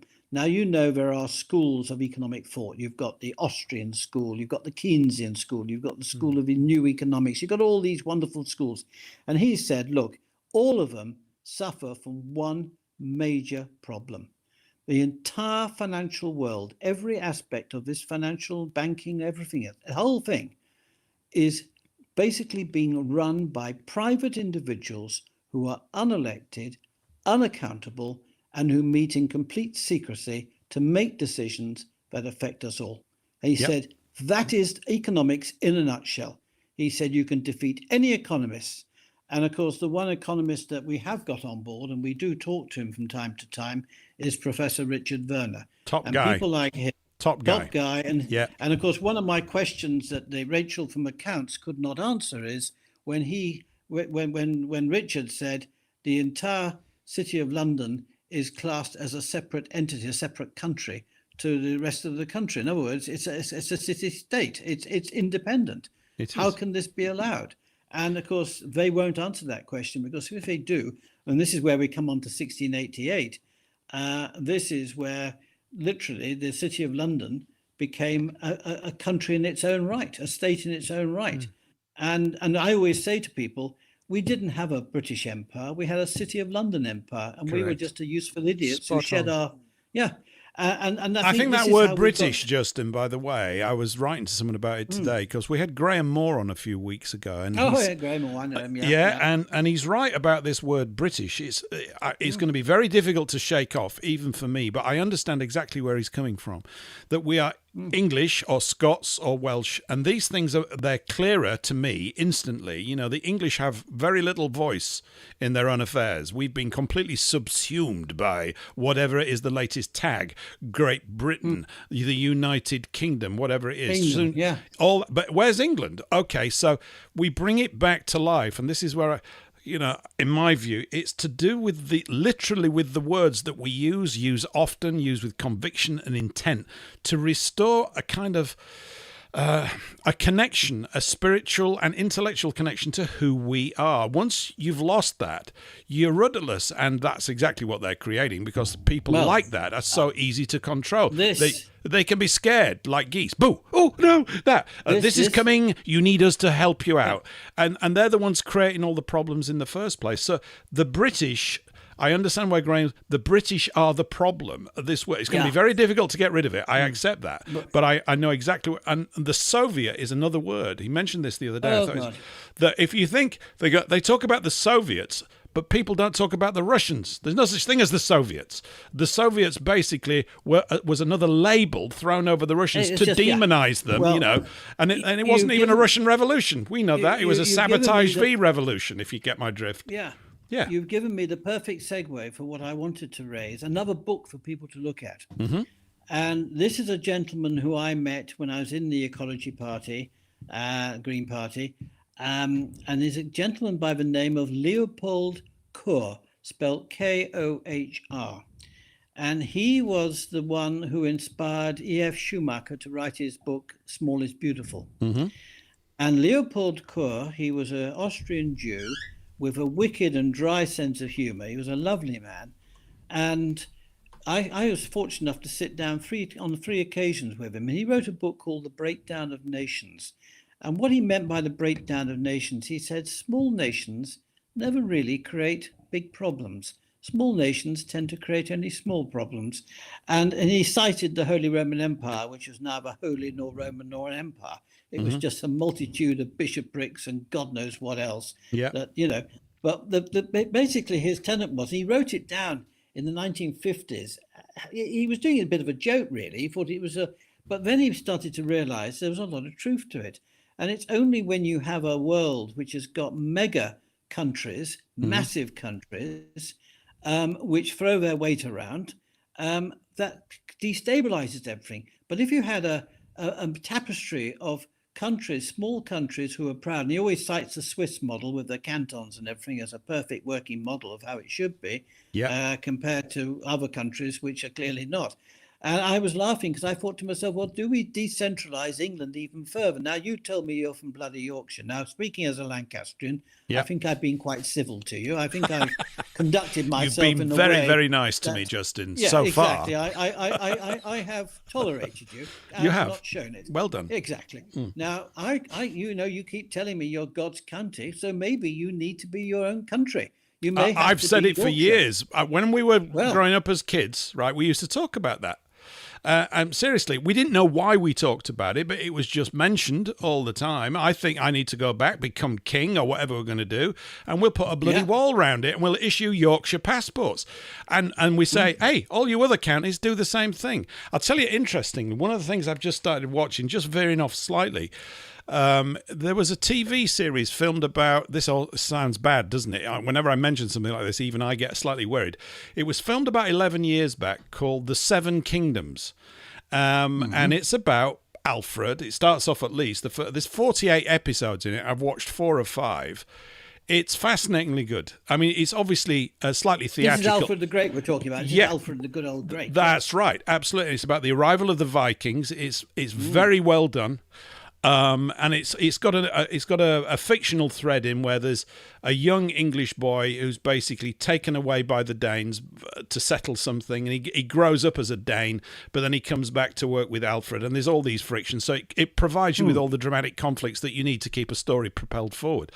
But there's just something gritty about it. Of course, the Seven Kingdoms were like Wessex and Mercia and Northumbria, etc. Those, and Anglia, which were all kicking 10 bells out of each other. Most of them, apart from Wessex, had fallen. And of course, this is about the recovery coming back. We've not even got to all this kind of stuff. But there's a great deal of sort of intelligence in the way it's written. Now, and I've got to assume they had that to a great degree. It's written by Bernard Cornwell, who used to write the Sharp novels, which were turned into a TV series as well. Oh, yes. Sharp novels. I don't watch a lot of TV, but someone suggested this, and I'm like 50 minutes long, and I'm going, this is really good. I get out of my head, tapping into a connective thread for me personally, because I live in these islands. I am English, and all that kind of stuff.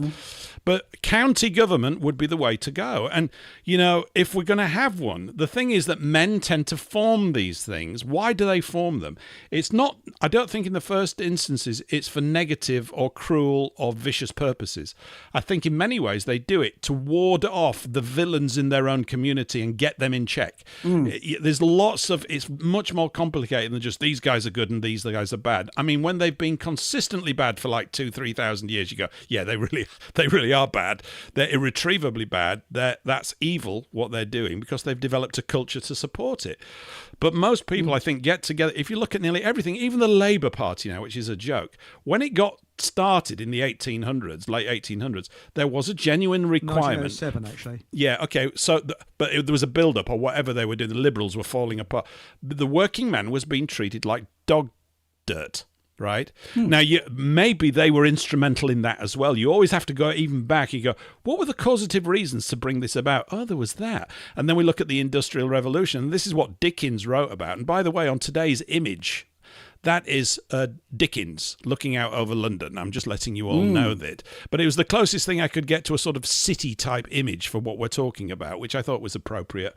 And this is what Dickens wrote about, And then you look at the whole... You've done a lot of this with the Chartists, haven't you, Justin, and things like this? Yeah, well, we started a thing called the New Chartist Movement. Yes. I mean, we've been playing around with different things. I mean, we've got the Holistic Alliance for Real Ecology, because we're trying to show the Greens that they've been hijacked by the bankers, by the globalists, by the people who have given them such rubbish as this climate change and all the rest of it.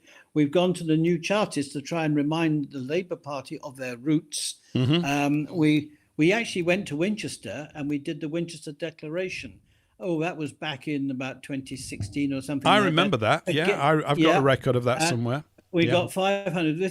We're going to help historians who, we know we're going to succeed. We know that things are happening. And no doubt the future historians will want guidance. And we actually did the Winchester Declaration because we deliberately chose Winchester. We deliberately, with that wonderful statue of Alfred, we knew that that was going to be the root start of where we're coming back. I think so. Why we like this idea of moots and witons and really putting Alfred back on the pedestal, because he was a great man. He really was. He really was. He was. He was. He's the only king. I mean, Canute, whatever you want to call him, I think sometimes they call him great. But Alfred really was truly the great king of these isles. Yeah.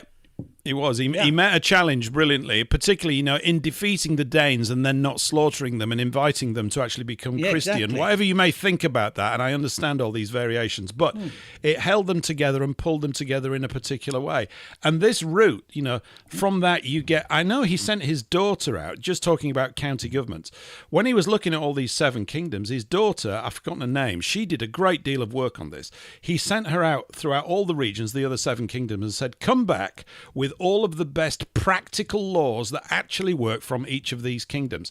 And that's how he compiled the common law. It began this route of the common law, which I view as scriptural law applied in a pragmatic sense to a people that could uptake it, take it up. And I think this is why it's very important. I want peace for all people, but I understand that I am a Yorkshireman and an Englishman in that order, and even though I don't sound very Yorkshire these days, but I can put it on if I want to. And I go, well, those were the cards I got dealt. Is it not right of me to respect whatever it was that caused me to be born there and not pretend that I can sort somebody else's problems out? When you're talking about the children everywhere, these are like, and it's a hellish symptom of a disease that sits to a great degree that's infected the West. Let's use that word. It's infected us. And the great point of infection is the currency system. It's not a money system. It's a privately controlled currency system. And why has it gained traction? To a great degree because it's been able to play on a great weakness of all people, which is the weakness of I need more purchasing power at the expense of my neighbor. And that's not Christian in the best sense of the word. I'm not talking about churches. I'm talking about being a decent chap and chapess. It doesn't work. It destroys your village when you get aggressively acquisitive people in there.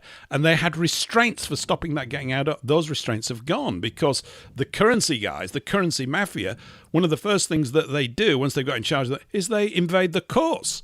You can't get redress of grievances anymore. And they hate the common law because, there's actually sections in there that specifically address the group of people, the unmentionables. They're actually written in it.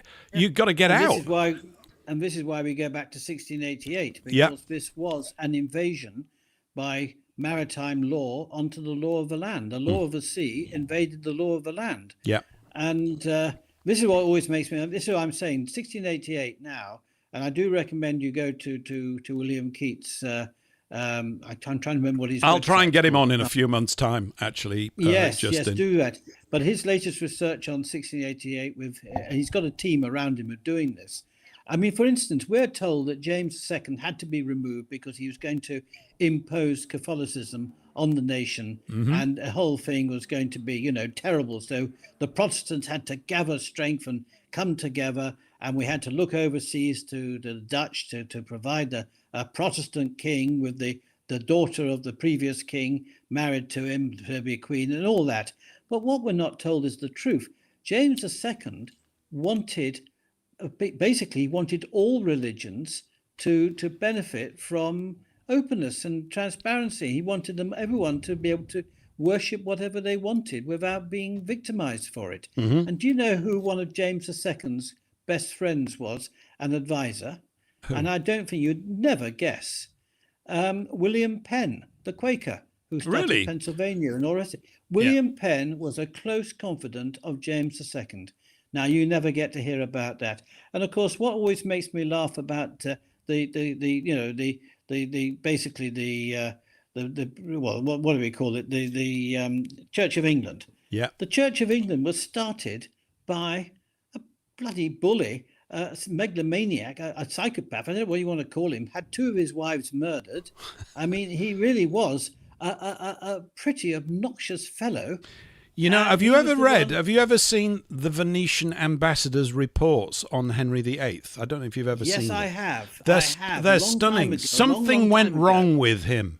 Something went wrong. He was got to. He did turn out to be this maniac, but something got to him because he wasn't like that other. And you see, we were talking about political parties, that they exist to divide and conquer. Well, all these flavors of religion have done exactly the same thing.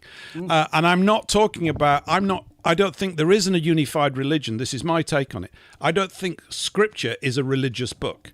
It's about a way of life for a particular people based on law. Here's the historical record of them. This is what happens to them when they keep it. It works. This is what happens to them when they don't. It's terrible. And we are going through a terrible, terrible phase right now because we've inadvertently, unconsciously, ignorantly moved away from it because we're distracted with all the bells and whistles of modern life. Watch TV, do this, drink more beer, do that kind of stuff. Anybody want to talk about, who you actually are, what your life is, why you exist? Oh, we don't want to talk about that. It's boring. No, that's all I want to talk about because that's the stuff that's not talked about. Well, this is why we're talking about humanity first. It is about mobilizing human values for all decision making. And I've got my list here in front of me: compassion, empathy, generosity, kindness, decency, wisdom, service, truth. And the best one is love. Now, hey, all decisions should be made based around that, not about vested interests and what we can get for ourselves and all the rest of it. And this is where we've now got to have we must avoid the word revolution because you end up where you start on the revolution. Yep. You've got to have a full-blown change. I don't like that word change either because hope and change are the two words the empty political parties use to tell us what's coming. Hope and change, hope and change. No, this wants to be full-scale rebellion. We've had enough. We're replacing. The whole system's rotten to the core. I have a different word for you, Justin, that also begins with R, which I prefer, which is restoration. Because yes, I can go along with that. Yeah, I think, and I've said it before, I can't speak for other nations because I don't know their history, but I know quite a bit about ours. And we have so many tools in our back pocket. You've mentioned some of them here this evening, and there are even more, that when we refamiliarize ourselves with them, which is part of this communication process I think that we're in right now, and these are dusted off, picked up and understood how to use them, like the English Constitution in its various documents that compile it. See Graham Moore for this. Like Magna Carta, which is part of that thing. You go, hey, hang on, this stuff really is golden treasure. It is, because it's about all the guidelines. You need them. We need law to basically say these are the limits of behavior if we want to have a go at living a civilized, decent life. We have to put limits on. People go, I want to do anything I like. Well, you can, but you'll have to go over there and do it, because we're not interested in running around naked, covered in blue paint, screaming at the moon. That's not what we want to do. We think that's a pretty silly... I thought you were doing that to get the rain. Well, I'm going to be doing that this evening after the show, of course. In the night time when my neighbours can't see me. Of course, I've been out there the last few days and all that kind of stuff. Yeah, someone's got to do it. It's a hard job, Justin, but someone's got to go out there and get covered in woad and yell at the moon. Yeah, we live. You move up to Lake District, and we're all right. We've got our rain. It's lovely. But yeah, you're absolutely right. And one of the things we are thinking about doing is that we talk about the 1215 Great Charter, which, according to the politicians, they can muck around with, and they feel as though they've been allowed to tamper with it. No, they can't. If you read William Keat and Ken Dewdney and others, the Great Charter is the Great Charter. It's only confirming, it's not creating, it's confirming the common law, natural law. Well, one of the things we've got to think about is a new addendum to the Great Charter, not to change the Great Charter, but to have an addendum. And one of the parts of that addendum would we reinforce the Great Charter to bring it up, if you like, to today's language, so they understand the importance of what the original Charter was about. But also we have to remove the ancient privileges from the City of London, because you can't just do it through a parliament or something like that. Basically the privileges granted to the City of London were granted by William I to start with, but then gradually over a period of time, and of course 1688, of course, they got there. The only way you can overturn that is by doing an addendum to the Great Charter and having the king. It needs to be restored. It needs to be restored. It just needs to be restored. Were you taught it at school, Justin? Were you fortunate to have it addressed at school at any point? What, Great Charter? Yeah. Yes. Oh no. I wasn't. We did. Oh, well, they didn't tell us a diddly squat. One of the other things is, the trivium, this thing about grammar, rhetoric and debate, right? The three cores of communication. They used to I was talking to someone the other day, apparently in English schools up to the late 60s. Now, I didn't go to high school till 1971, okay? So it'd gone. And I'm going, look, we're going to do the trivium. And of course, the word is enough to make you puke if you're from Yorkshire. Isn't it called chips or something? It's just not, it's a funny word. You know what I mean? Is that Latin? I'm not putting up with that crap. That's how we used to respond. What was all that dead language? But it's absolutely sound. Here we are using words. Even all the sciences have to be described, in our case, in English. They have to be. I can't comprehend what you're saying otherwise. So the language is the pinnacle of all these things. And it doesn't Scripture say it? In the beginning was the Word. And it seems to me much of our the fact that we've become lost a great deal. All these definitions of words have been shifted a bit and nudged over there, and we'll call it this, and this means that, and you're all included. You go, whoa, this is so imprecise. Language can be absolutely 100% precise. And when it is, you get clarity in the head of the student. And then everybody looks at one and they go, do we all know and understand the same thing? This is the great challenge. You could read a book. I could read the same book. And we might have a difference of view about what we've read. This is natural, okay? So we might have to talk about it and go, does that really mean that? In other words, what's that thing? Comprehension? It's very low. It's a very low level out there. People do not comprehend what they're actually hearing, even half the time what they're saying. I include me at times, I'm going, I could have said that better. It needs to be said better. And Churchill, whose guts I hate, did unfortunately say a lot of really intelligent things, particularly about language. And one of the things he said was, the old words are best, and the old short words better still. Now, that's a fantastic use of language. Look at all those words. Really simple, short, crystal clear. He knew what to do with language, or at least his ghostwriters did, because he didn't write that history of World War II. There's about 5... he didn't. There's about 5 military guys. I've got their names. They were all roped into doing it, and then he just sat around getting pissed on champagne, smoking cigars. I did this, and all that kind of stuff. So I'm not impressed with him. And, of course, it's rather appalling, isn't it, when he comes up, the greatest Briton that ever lived. Are you kidding me?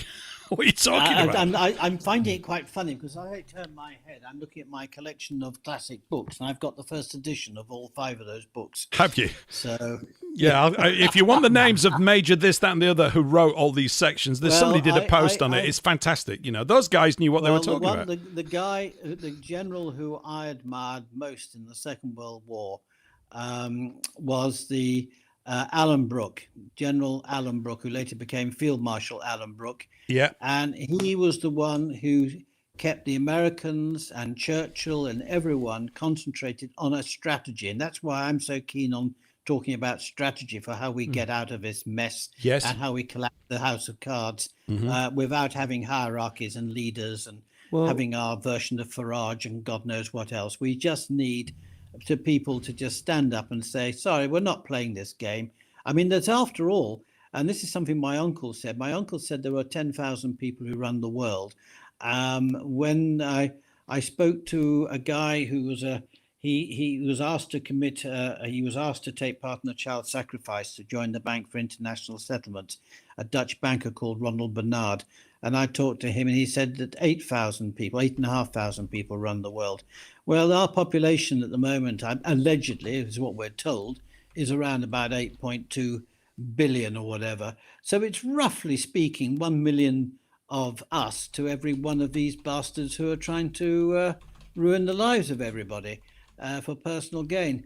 So I actually feel very confident that we are going to win this, but we need a strategy. And Alan Brooke, when you read his rows he had with Churchill, and Churchill was boozed up, and there's nothing wrong with being boozed up. I mean, I like to think some of my best ideas come when I've had I was just assuming you're completely boozed up for this show, to be quite honest, Justin, and holding your liquor really well. It was only 3 glasses, I'm afraid. Maybe you're letting the side down. This is terrible. This is no good at all. I was contemplating a glass of Madeira as well, but anyway, there we go.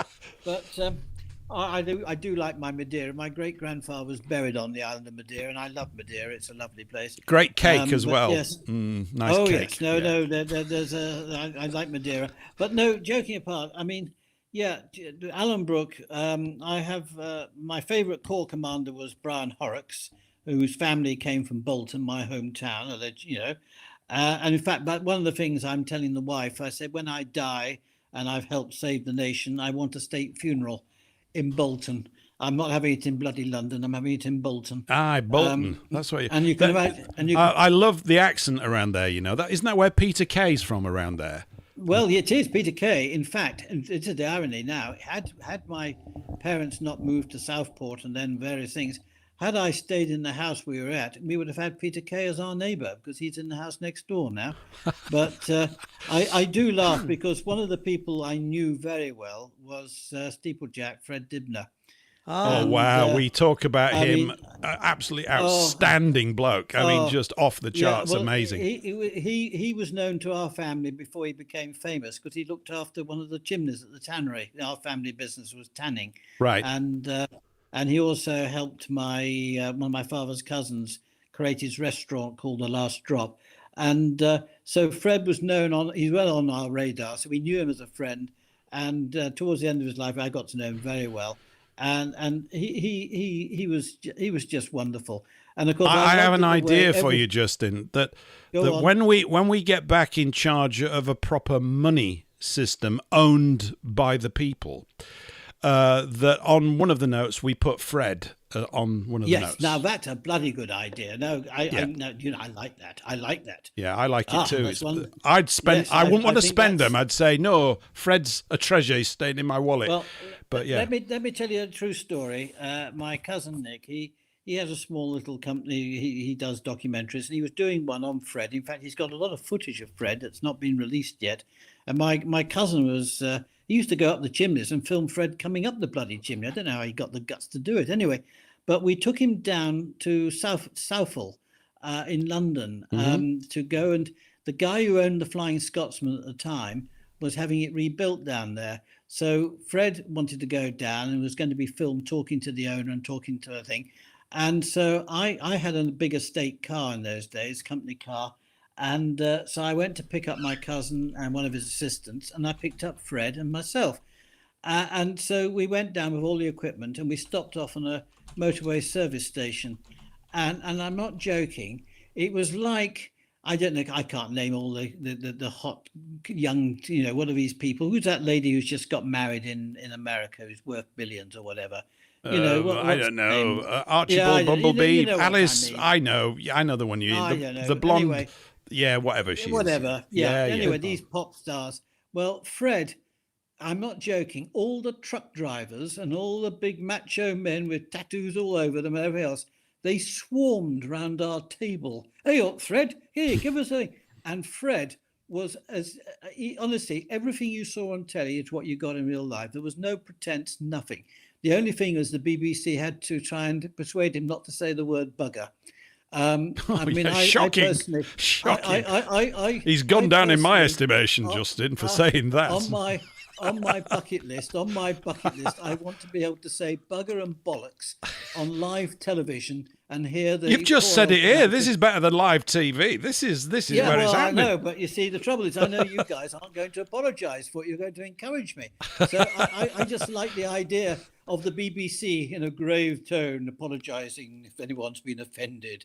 And by the way, when I become Prime Minister for 1 month, I'm sending to prison anyone who's offended. I'm fed up with people taking offence. Yes. I find people who get offended offensive, don't you? It's offensive that people get offended. Exactly.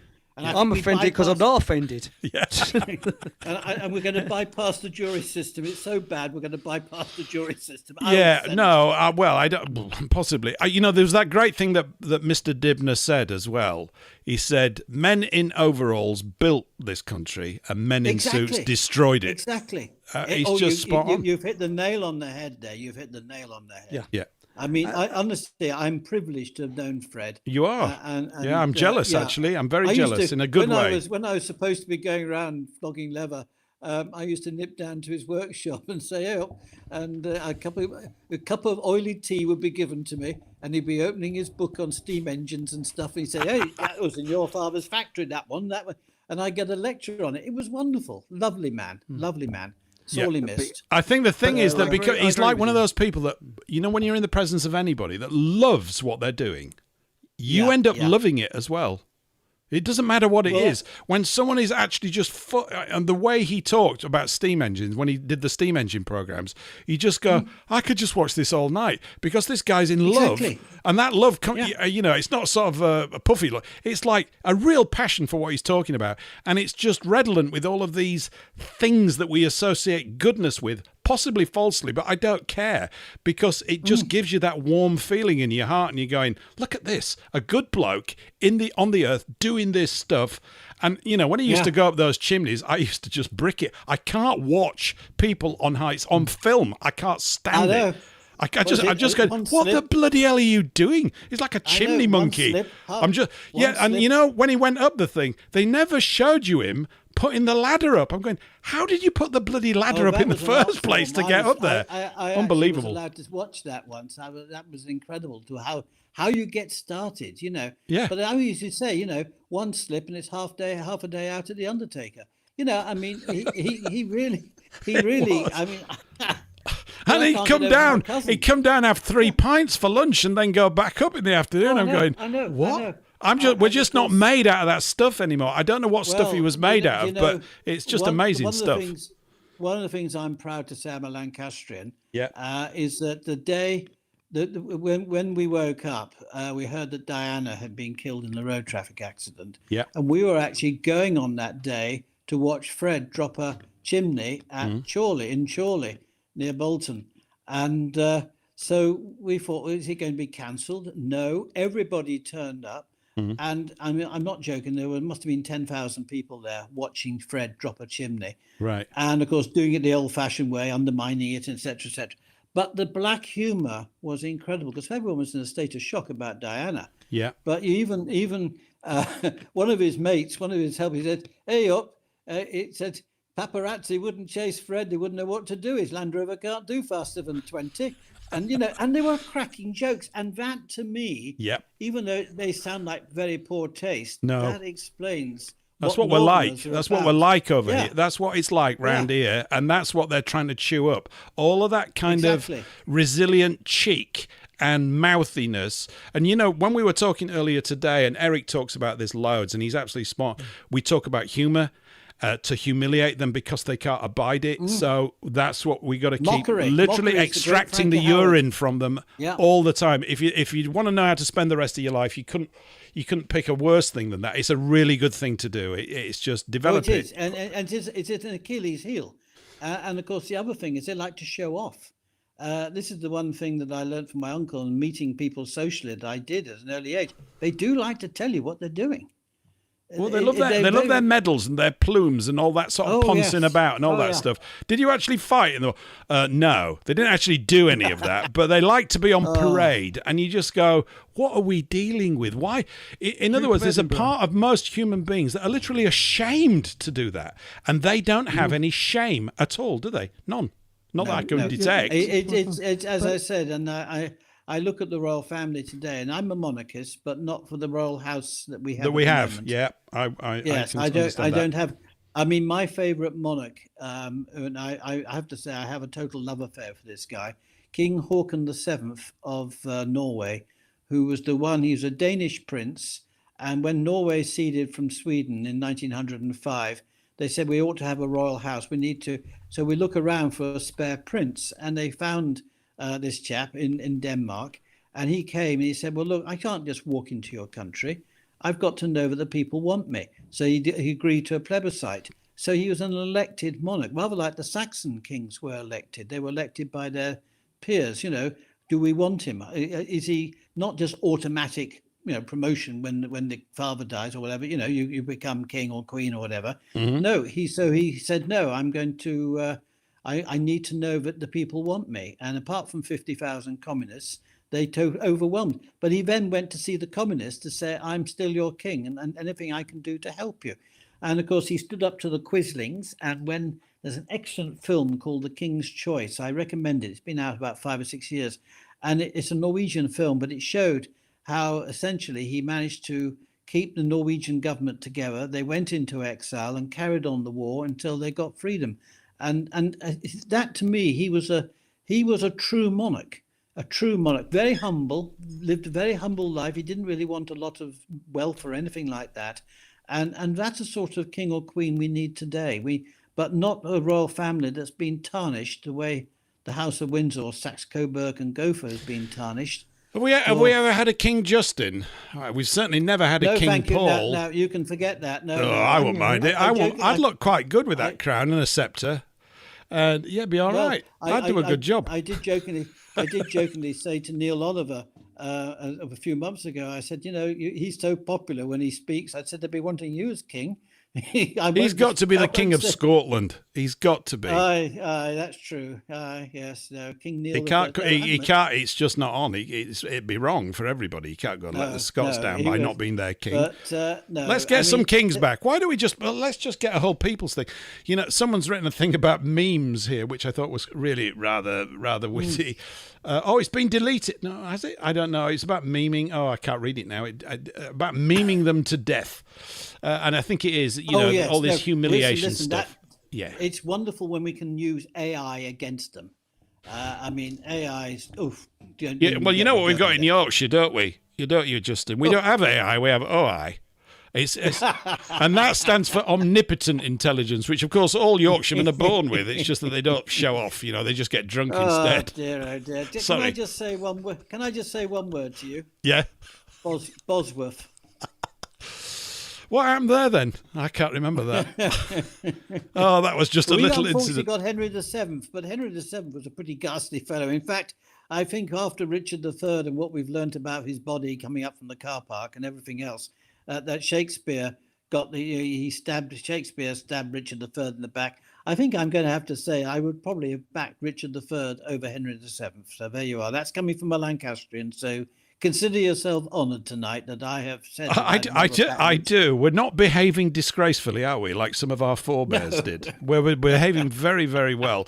Somebody here doesn't go. So Mike Manchester said King Paul the other one, as in King Paul the other. Well, that's a little bit of a shocker for my reign. I'm a bit put out by that. But yeah, no, I mean, I'm definitely not for it. We're out of time. We're out of time. Look at me. I'm not paying attention. Just hang on a second. I've got to play a song. I've got to say goodbye. Yeah, we were gassing some. We've got to say goodbye to WBN 324. We'll be back again same time next week. We're carrying on at FFT Radio. In the final hour, we've got Monika Schaefer rocking up in a few minutes' time. We'll just finish off, Justin, after this. I'm going to play a song to take us across the break, and we'll be back on the other side. You want to keep on listening, go to fftradio.com or paulenglishlive.com and you can come on in. Here's a song by Geraint Watkins. I haven't played this for a little time. It's quite nice. Heaven Only Knows. We'll see you on the other side of this.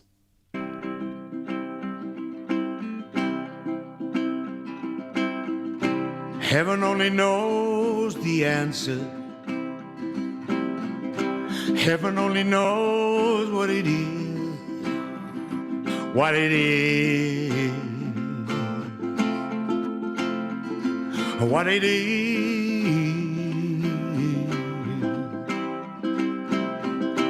Heaven only knows what I'm thinking. Heaven only knows what goes on in my mind, in my mind, in my mind. It's no secret.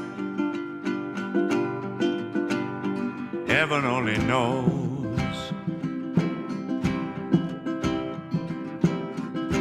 Heaven only knows why I love you.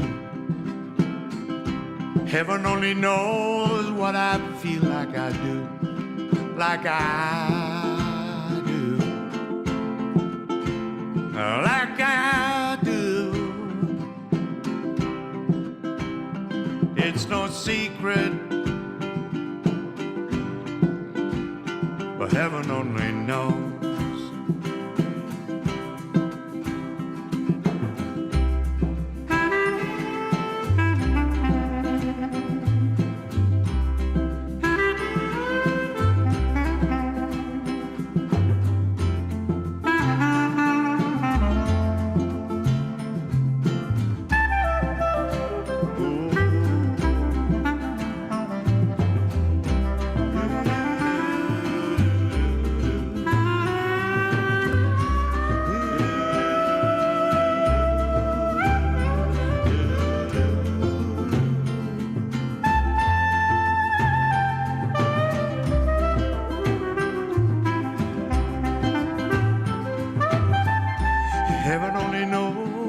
You're thinking.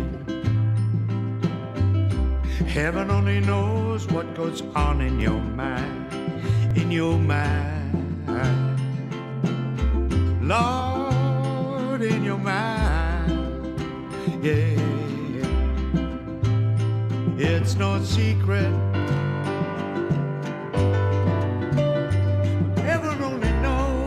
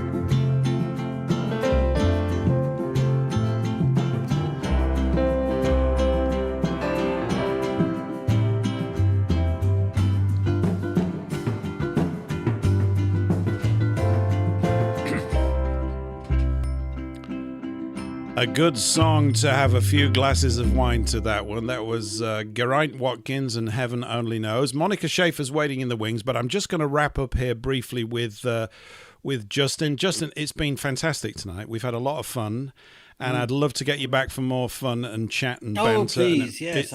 Yeah.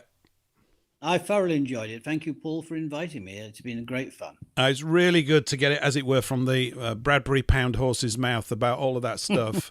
It's right in my bailiwick. I've got loads of this kind of stuff. And, you know, from a distance, I've been aware of what you've been doing for the last 10 years or so, which has been great.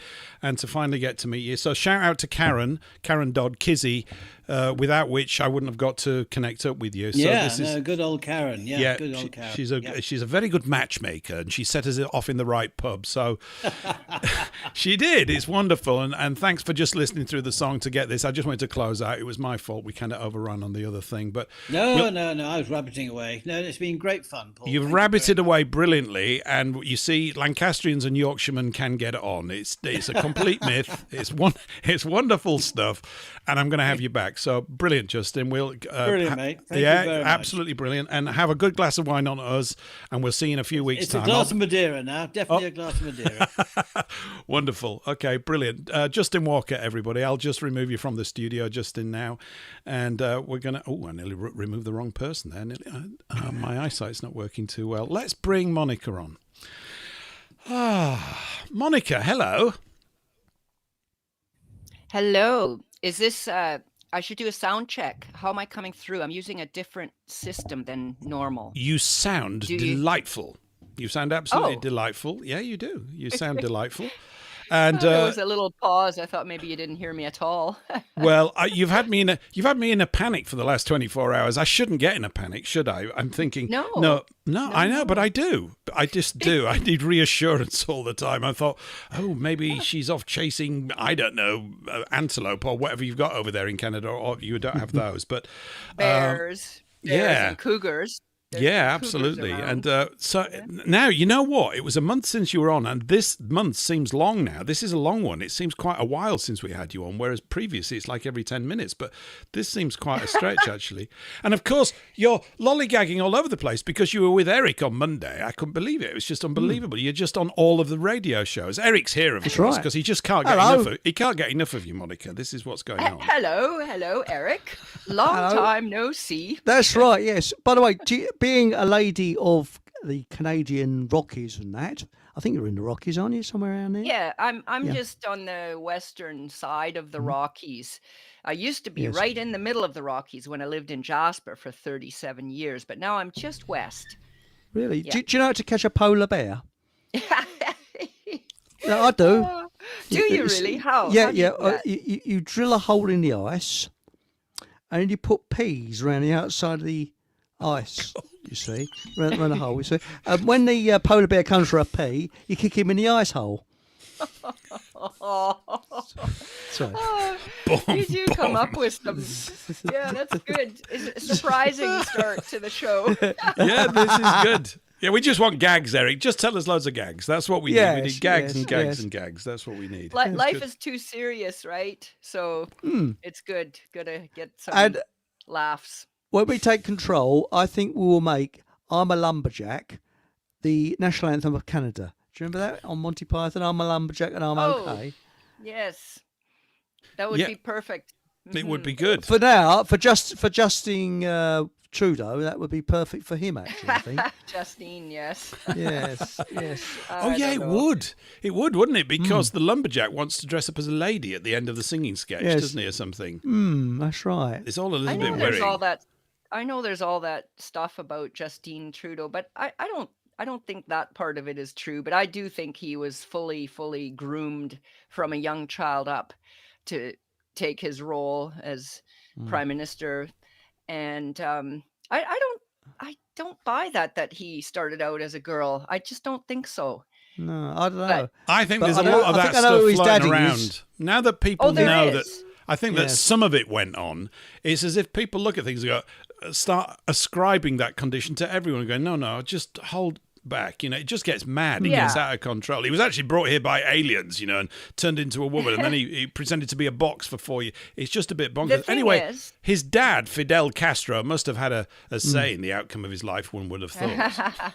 Don't you think? Well, okay, and I was just going to say about his so-called dad, Pierre Elliott Trudeau. The thing is, he was already on the map, you could say, that publicly when the 3 sons were born. You see, so I don't know. I mean, I know that things are planned far in advance, but that type of thing, that this was a girl, and I mean, I remember those years when their 3 sons were born, and there's Sasha, Justin, and I forgot the other son's name, but one of them was killed. I think I might have told Eric that on Monday, but Really? one of them was taken out. I mean, they say he died in an avalanche and ended up in a lake, and they never did retrieve his body. And there was a car accident not too long before that he was meant to die in, because that other son was probably not going along with stuff, and maybe was talking a little too much or whatever. I don't know, but they did take out one of those children, but they called it an avalanche, a ski mountaineering accident, and his body ended up in, I think it was Kokanee Lake. That's right. Yeah, you mentioned that on Monday. Yeah, Yes. I've been. But maybe there. he went to Castro and said "Daddy" or something like that. You never know. Anyway, so there's a lot of weird and shady stuff in that family, and I do believe that Justin Trudeau, he was groomed and probably abused as a child. Probably, what do they call that, ritual abuse? That does, they can put mind control on them, so that they can trigger them with certain words to just be completely controlled. Yeah. So I think that's what the case is. But as far as him having started out as a girl, I don't believe that. And it's not that I don't think that goes on in en masse, like a lot, like in Hollywood characters and actors that we've been told are women are actually men, or maybe vice versa to a lesser extent. But anyway, I don't think that's the case with him. People call him Justine Trudeau. Somehow I just have not been convinced of that. No. Obama's husband, though, I think he's definitely a Oh, bloke. definitely. What, Mick? There's no that's- ifs and buts about that. Yeah, Michael there. Michael. Mick. Yeah, Michael. Mick. Mick. Yes, Mickey. Yes. It's a real pumming. Like, what was it's the pain name in of the that? bum, isn't it? What was the name of that comedian who died shortly after she said, "Oh yeah, everybody knows that"? What was her name Oh, again? Oh, that's the comedian. comedian. Oh, I can see it. And she was taken out very shortly after that. She was gone. Joan Rivers. Joan Rivers. Yes, Joan Rivers. thank Joan you. Rivers. Can we Your- talk? Your What's memory. that? What's that? Where's that voice come from? God, it's very loud from across the Atlantic. Paul's here as well, sorry. Monica. You can probably tell. Hi, sorry. Paul. Oh, I'm Hi. sorry. I thought you were talking about It was my mic. it was Joan Rivers. She made an off-the-cuff comment Yes. to paparazzi that were questioning her while she was walking up some stairs, and then, like 2 weeks later, she died from complications from a procedure, a medical procedure. Oh, No, the complications were from the, you know Yeah. what I mean. we know. There's a lot of that people die of complications from a minor procedure. A lot of that. I nearly We have died heart just then attacks. because What they a cat said before. just walked into my radio studio. Can you believe that? It did. I've got the door open because it's so warm and muggy. Yeah, so it made me jump, and then I made the cat jump. Sorry to hijack the conversation, but there we go. Maybe the cat's protecting me. I don't know. Anyway, where were we? Joan Rivers. Did she have any cats? I don't know. You were talking about memes shortly before the end of Somebody the last was. They put a hour. very witty comment in. They were just saying, we basically, Okay. now we make memes about them, then we meme them to make them upset, then we make memes about them being upset. And I just thought, yeah, why not? Yeah, so memeing is I just- quite a new thing. It's a great thing as well. Well, not that Well, new. I just wanted to make one little comment about the memes. Like, you could call it the meme war, which our side wins that war hands down. There's absolutely no contest there. And I think that the reason for that is that the truth is straightforward and obvious with a simple image and a caption, whereas lies need to be propped up by twists and turns and lies and foggy stuff, and maybe more twists and turns, and it's like that's what lies are, whereas truth is very straightforward. So a simple image with a simple caption just captures the truth, and it just is so obvious. agree. And that's why we agree. are, hands down. Well, we when win. sorry, I didn't mean to cut across That's you, all right. Monica. Go ahead. But- I was done. Thank I you. was done. But when I was studying architecture, we had to study graphic art, and one of the things that's told to me is to throw any meme, anything like that, down on the floor, and within 5 seconds you've got to work out what it's about. If it goes over 5 seconds, so I mean, one of the greatest ones ever, even though I don't agree with it, was in the First World War with Kitchener pointing at people, and it just said, "Your country needs you." But I think that Dave Starbuck, the late great Dave Starbuck, came up with a fantastic meme, and it was just these simple words: "Had enough yet?" Question mark. Yeah. Just that's all it is. Had enough yet? Yeah, I these think that's things a are brilliant one. like little mind bombs that go off. Yeah. We talk about putting an idea down on the back of a fag packet. This is not a packet of homosexuals, by the way, if you're American. Fag refers to cigarettes over here. That's right. Yeah. Okay.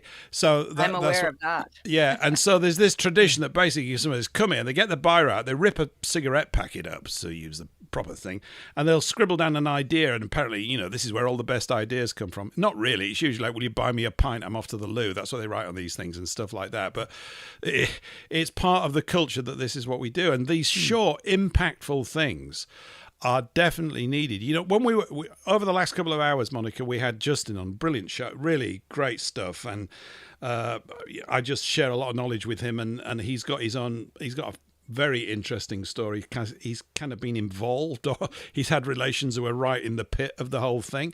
So that whole process, but we've got these what appear at first, complicated ideas. They're not really. I think in essence, the truth is a simple smack in the face often. Yeah. And we've got to find a way of getting it back to that. I've said, even with these complicated ideas, we've got to sell it like you're selling washing up powder on TV. Bang! Makes it white. That kind of stuff. Got it. And there's going to be ways to do this. I mean, blokes are not brilliant at it to start off with, because we go into the research, and someone's got to. You've got to really dig out those nuggets. But then you go, can you polish this up and make it digestible to a 14-year-old? Yeah, I think we can do that. Yeah. That's where we're at. I'd say the big problem, though, is ignorance, because I tried to explain to a bloke on the stall usury, and he ended up thinking I was some sort of weird lefty, because trying to explain it, he was going down to all the sort of stereotypical thoughts, and it's a very difficult subject to explain to someone who doesn't understand it. The idea that you will be a slave for life because you can never pay back the debt. It's inflating all the time. That's usury. I explained that and he just didn't get it. So I explained it a bit more. He still didn't get it. Well, if you had a loan, sure, you've got to pay it back. Yeah, I said, but it inflates. What? And this is the problem. You go up to anybody in the street, they don't understand what usury is, and you try It's and a big explain word. it to them, and they switch It's a off. big word, isn't it? It puts them off. You have to look at these words. And I'm just going back to Churchill. Sorry about that. I'm trying not to throw up too much. But he's right. The old words are best, and the old short words better still. And it's brevity. Brevity is an art. In fact, Shakespeare said something, I don't think in this context, but I've always rewangled it, as if that's a technical term. Brevity is the soul of wit. And I take that to mean being short and crisp and precise is the soul of having your wits about you, not just comedy. And I think brevity is, you can make such impactful statements if they're clean, clear, and told it in a particular tone of voice. Bang! It's like a hammer blowing conversations. And often there are certain conversations that are needed. I mean, I don't know what it's like for you, Monica, not that I'm expecting that you actually graze on this stuff, but whatever must pass for political discourse in the Canadian Houses of Parliament or whatever must be just sort of audio puke, because that's what it is down here. It's just ridiculous. These people can't even talk straight about anything. No one's actually come out with blunt, direct statements, which we are desperately in need of, I would suggest. Sometimes the clips that are go around virally or whatever, and you happen to to see a clip of some retarded statement that one of our esteemed members of parliament makes. I mean, you would just think, oh my goodness, like, do they have even a grade one education? I shouldn't even talk about school. Yeah, they had too much schooling. Yeah. But they're just completely insane sometimes with the things that go on in the House of Commons. I agree with you. Yeah, you know that thing that we've talked about it a bit, but I was talking to someone about it the other day, the Dunning-Kruger effect, which is just amazing. You should look it up, everybody, if you've never looked it up. Dunning, D-U-N-N-I-N-G, Kruger, K-R-E-U-G-E-R, two guys, I guess, doctors of philosophy or psychology or whatever. It's a condition that you will recognize when it's basically what it is. It's an individual who overinflates a sense to themselves of their own ability. And if you provide criticism back to them, they literally can't comprehend it. In other words, they're mediocre beyond belief, but they have this view that they are God's gift to something. And this is a great problem. Politicians, of course, are absolutely riddled with this, a sort of ridiculously excessive level of self-confidence that's just not borne out by the quality of the sentences that come out of their mouth. They're just like assholes. Or arseholes, as we would say here in England. But they're just a collection of arseholes. Don't you think, Eric? I think they are. I agree. It's like what I said earlier. My rule of thumb nowadays is the more sincere they appear to be, in reality, is the less sincere they are. I mean, Thatcher came over as being totally sincere. She smashed this country up. Blair came across as being very sincere. People voted for him. He destroyed the country as well. So this is this sort of fake sincerity, and all these people are just actors, and they just read the script, and that's really it.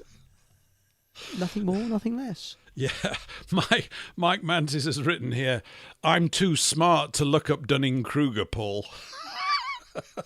Which I think is very witty.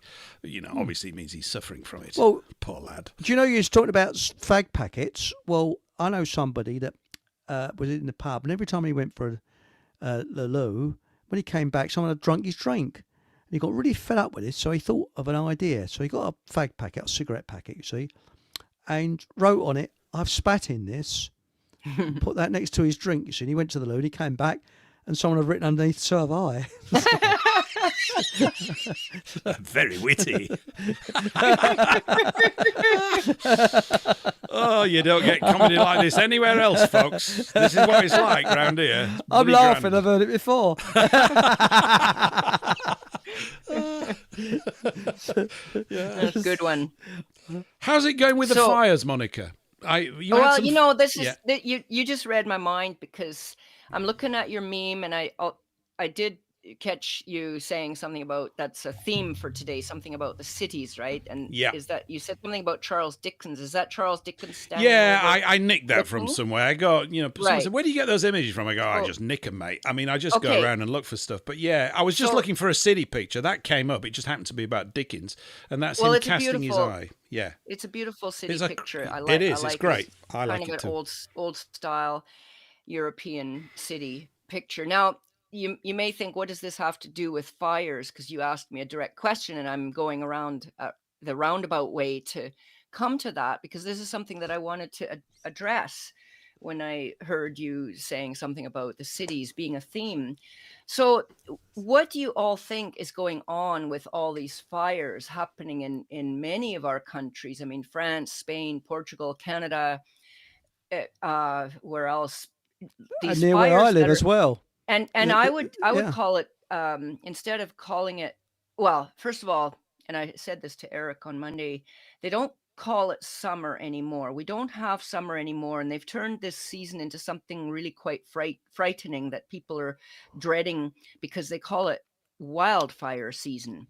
And they've been doing that now for a few years. They just refer to this time of the year as wildfire season, like in the mainstream media, in the Communist Broadcast Corporation, for instance. You just hear about, starting in about February, they talk about, wildfire season is going to start earlier this year. It's projected to start earlier and blah, blah, blah, go longer. And, now it's extended, this wildfire season. Really, it's arson season. And there is a lot of proof to indicate that these fires are desired. They and if they do start by, let's say natural causes like lightning strikes, that the forests have been primed and prepped by their geoengineering, aerosol spraying, chemtrail, whatever you want to call this. You just have to look up in the sky and see and observe that these are not just condensation trails behind airplanes like we used to see when we were children that Yep. would then disappear within a few seconds, and you'd return the blue sky behind it. Anyway, these forests are being prepped with these chemicals, nanoparticle chemicals, aluminum, barium, strontium, glyphosate, desiccants to dry out the forest, so that when the fires start, either by lightning or by actual drip torches, which they'll say, oh, we're just wanting to do a backburn or something like that. No.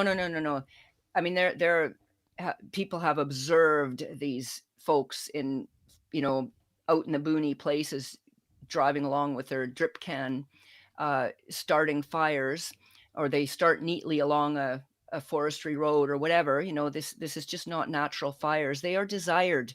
Why?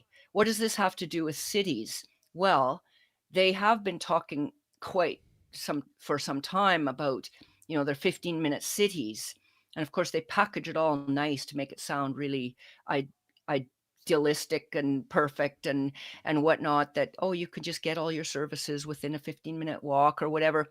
No, this is all about control. They want the people off the land, because generally speaking, the people who are on the land, independent, small holding, small farmer, or relatively small farms. I'm not talking about the big, huge agribusiness type of holdings. These are the independent people. These are the people who are the most able to be self-sufficient. They can feed themselves and their neighbors. They have their own water sources. All these things. Oh, this is the other clue that these fires are desired and wanted for sweeping the people off. They will turn off the water supply for small towns, for instance, that are in the way of these fires, and they evacuate all the people, turn off the water. If somebody does stay behind to protect their property, they're basically called criminals or called irresponsible, or you're endangering the lives of everybody else, and blah, blah, blah. And then they'll have their water turned off.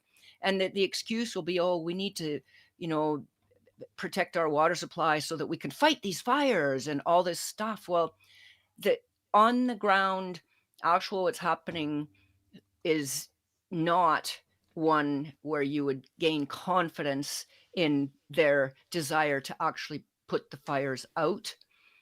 So that's just what I wanted to say about how does this relate, the fire situation, to the cities. And now where I am situated right now, we are presently not we're not in the line of fire, not this year. So this year in British Columbia, the province where I reside, it's that valley that sort of central BC, it goes straight north-south. It's the Highway 97 area where there's all these small towns and, small farms. Beautiful, beautiful valley. Clinton, 100 Mile House, 70 Mile House, those areas, down to what's it called? Lytton. Lytton is sort of at the southern end of it, and that burnt up. A few years ago? That just about, I think the whole town, 90% of it burnt up. But anyway, so this is weather warfare, and I think the same thing is going on in Europe. France, Spain, wherever the fires are raging over there, I do very much think that this has been engineered to happen. Yep. Yeah. Yeah, so it that's has. my take Yeah, on I it. mean, as you were talking about that, it made me think back briefly to what happened over here several hundred years ago with the commons, when they restricted access to the commons, which laid the groundwork for driving people off the land and into the cities for the Industrial Revolution. So this is almost like, in the way you were describing, I thought, oh yeah, because they never changed their tactics. This is a rerun for the next of condensing people into more thoroughly governed by technology Yes. city spaces, because we have to be made safer. We do, but we need to be made safer from the people organising this technocratic universe that we don't want to live in, that they've never asked us, and that they never will, of course. I'm not expected to say, Paul, do you agree with this? No, I don't. Stop it now. Okay, yeah, we'll stop it. I mean, we don't have conversations with them, do we? There's that. The other thing about fire, which is slightly sort of obtuse, what I'm going to say, just off to an angle, is, on magazines, whenever there's events, they always show you like a burning car in the street and stuff like this, often, or a flag burning. There's always flame. I think it's psychologically like an indicator that war's coming. That there's an aspect to that to show. People associate rightly fire with utter destruction of things because it is literally all consuming when it gets going. Yes. And of course, they burnt down the city of London intentionally in 1666 because they like their dates. Oh, yes. That was burnt down then because they didn't have the internet then, and I suppose people were just getting out of the way. And as Eric has remarked before, we've talked about it. The whole of the layout of the city was somehow ready to go. They had all these plans in place, all Masonic, of course, and the whole thing was restructured along those lines. So they were clearing the area for the imposition of that sort of mentality grid back then. Now they're going for another one. It's just it's to keep us permanently off guard so we can't create anchors, as it were, in terms of our culture, our forebears, all of these sorts of things, and our natural way of life. And I guess the people out in the country are still naturally are closest to that because of what you were describing, that they've got time out there to do their own thinking. Heaven forbid that people should do that. Well, yes, they are actually at the production, the basics of life, production of the basics of life level. So they are the food producers. They grow the food. They are the closest in touch with the natural world, which is life-giving, right? So in the cities, that's not the case.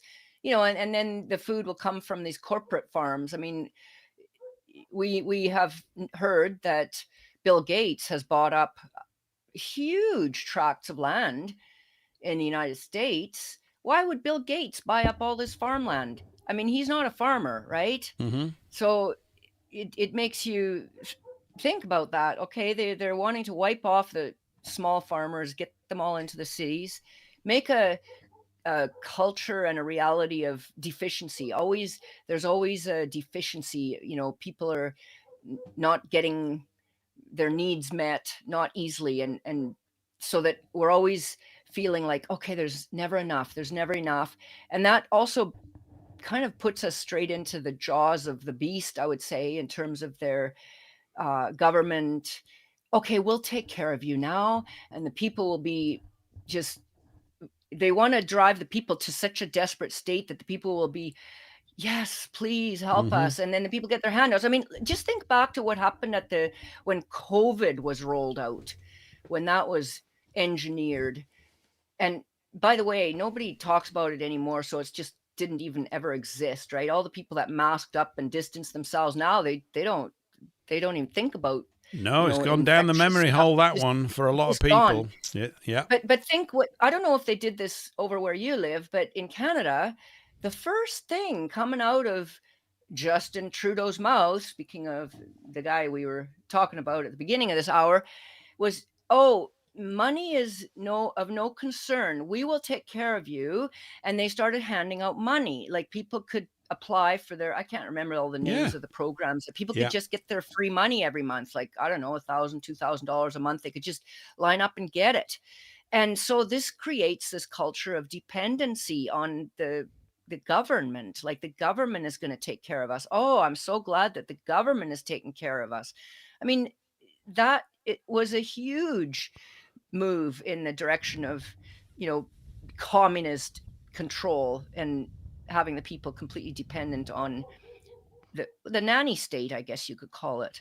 And Canada, I mean, here, I've grown up in Canada, and, we were always taught how wonderful our country is, and it's the best country in the world. And we have all the, our medical needs are taken care of, our social, we've got the social safety net. Boy, I sure see all these things differently now, because we were set up to be just completely accepting of having a nanny state, the social welfare system, Yes. the social safety net, Yay. all these things that we thought were so wonderful because nobody will fall through the cracks. That's the language they used. Nobody falls through the cracks. Mm-hmm.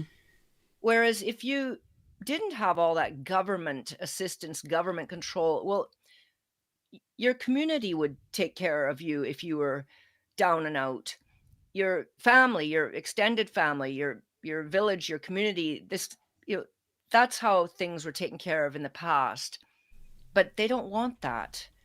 They don't want that. And then the people have a natural desire to take care of others. That's in our race, I would say, quite strongly, this empathy, this Yep. taking care of others. And so that gets redirected because, okay, we don't have an outlet for that when the government takes care of the down and outers and, takes care of all our needs. So then when they bring in, these refugees, I'll put that in big quotation marks, and people in need, well, that desire to help others now gets an outlet. It has an outlet. And these people who have been starved for being able to do that because the government takes care of the needs of their community members, they don't have to take care of each other anymore. The government is doing it now. There's other people that need us. So let's go volunteer in that, refugee reception center. Let's go take care of them.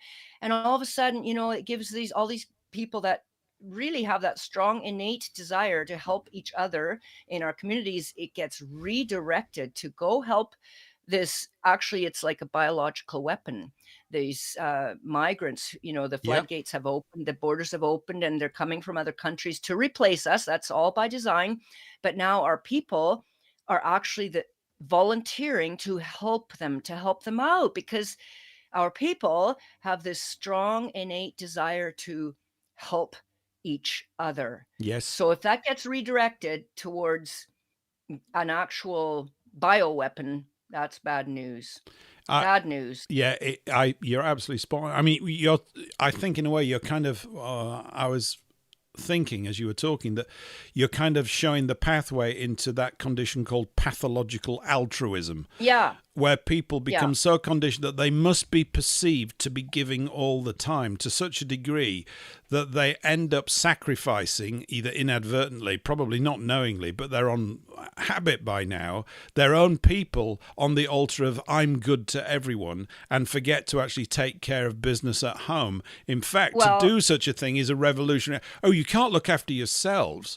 Your job is now to be at the beck and call of these other people, because if you're not, you're evil, you see. You're supposed to basically give up your entire life for people that have not managed to sort it out themselves. That's a bit harsh. I know that there are reasons why they haven't. But by the same token, it also breeds a mentality where people go or operate as if there's no limits to the amount of stuff that we can give other people. Yeah, and there actually is a limit to it.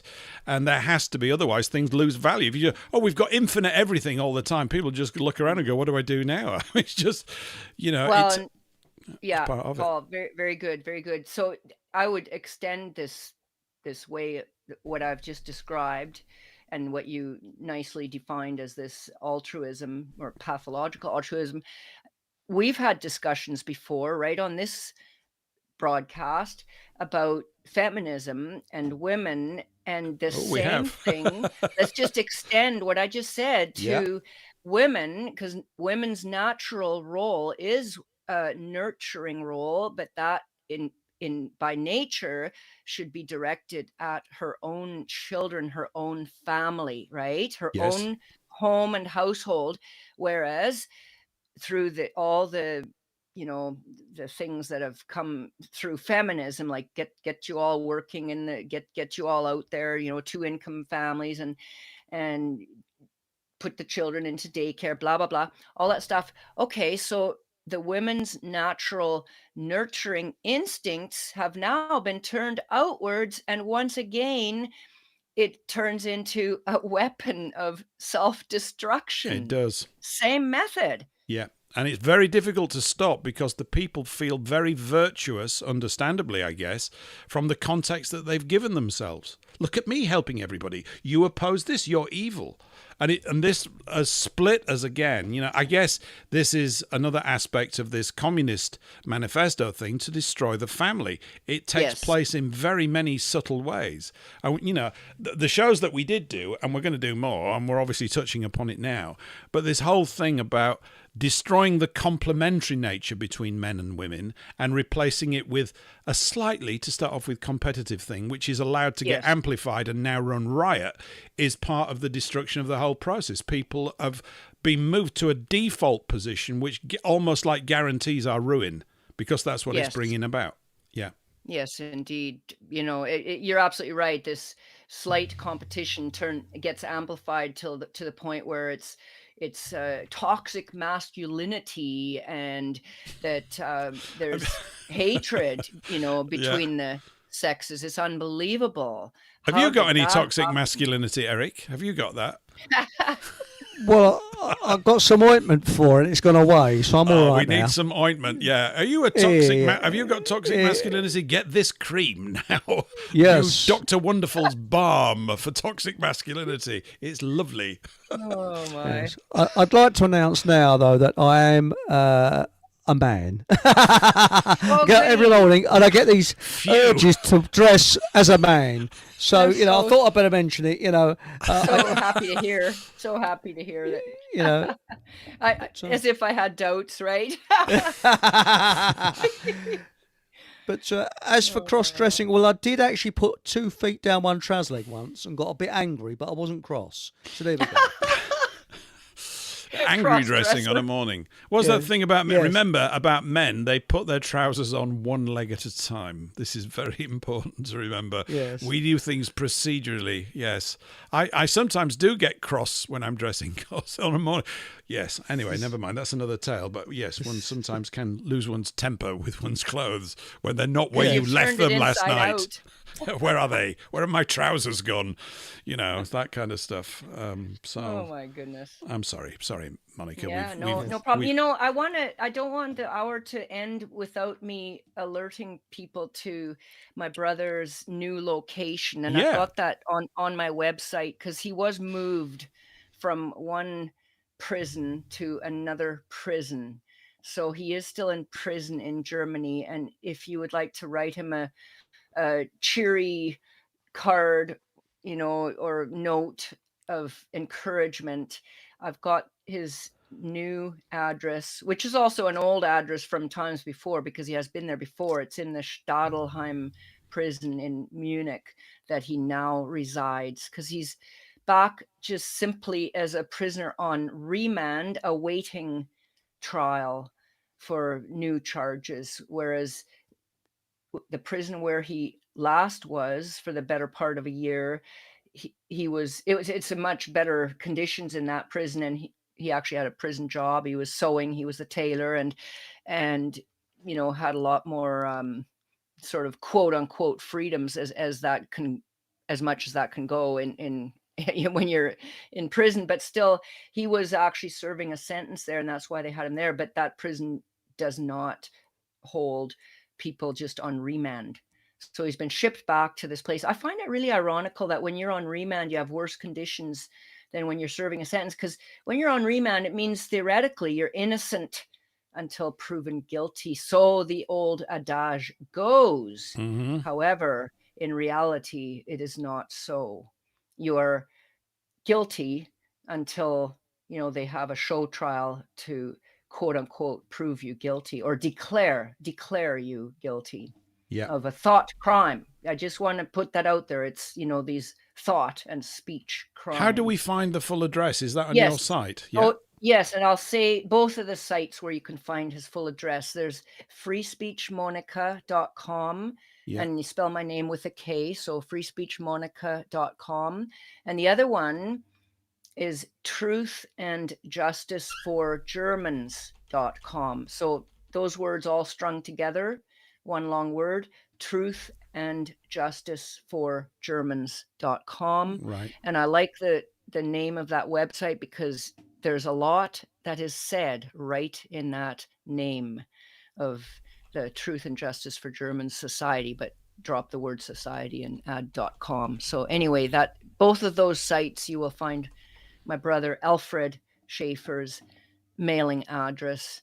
And on the freespeechmonica.com site, you can browse for some articles there that talking about his case, and also about my recent the recent stuff about my father. I think we talked about that last time. I'm not sure if we did or not, but now my father has become a victim of the war that we find ourselves in, Oh, although no. posthumously, they, but I mean, after being so livid for a week or so that you could peel me off the ceiling, I came right back down to earth and said, well, actually, in this inverted world where good is bad and bad is good, they've just basically said that Dr. Otto Schaefer, my father, was a very good man indeed, but he has been slandered and vilified on our Communist Broadcast Corporation.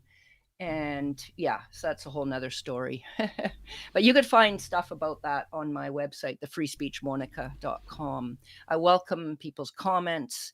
If you have any comments or questions there, that would be great. If you have any questions now you want me to elaborate, I certainly will. But anyway, I just wanted to mention those things, Paul. Yeah, Thanks no, for they're good. How long has he been in jail total now? Since he Alfred. was- Okay, well, let's see. Let's add this up. The first time was 4 years. The second time was 6 months. And then the third time was just 1 month. And this time now it's coming on to the better part of a year. So 5.5, no. just over 5.5 years in total. And this is the fourth time. But So anyway. what type of person though is a prison guard? I mean, were the guards really dim and not able? I'll tell you, the prison or it's guards. just sadistic. Yeah, are they just sadistic? No, the prison guards, I'm telling you, I'll just tell you one little story and it will tell you a lot.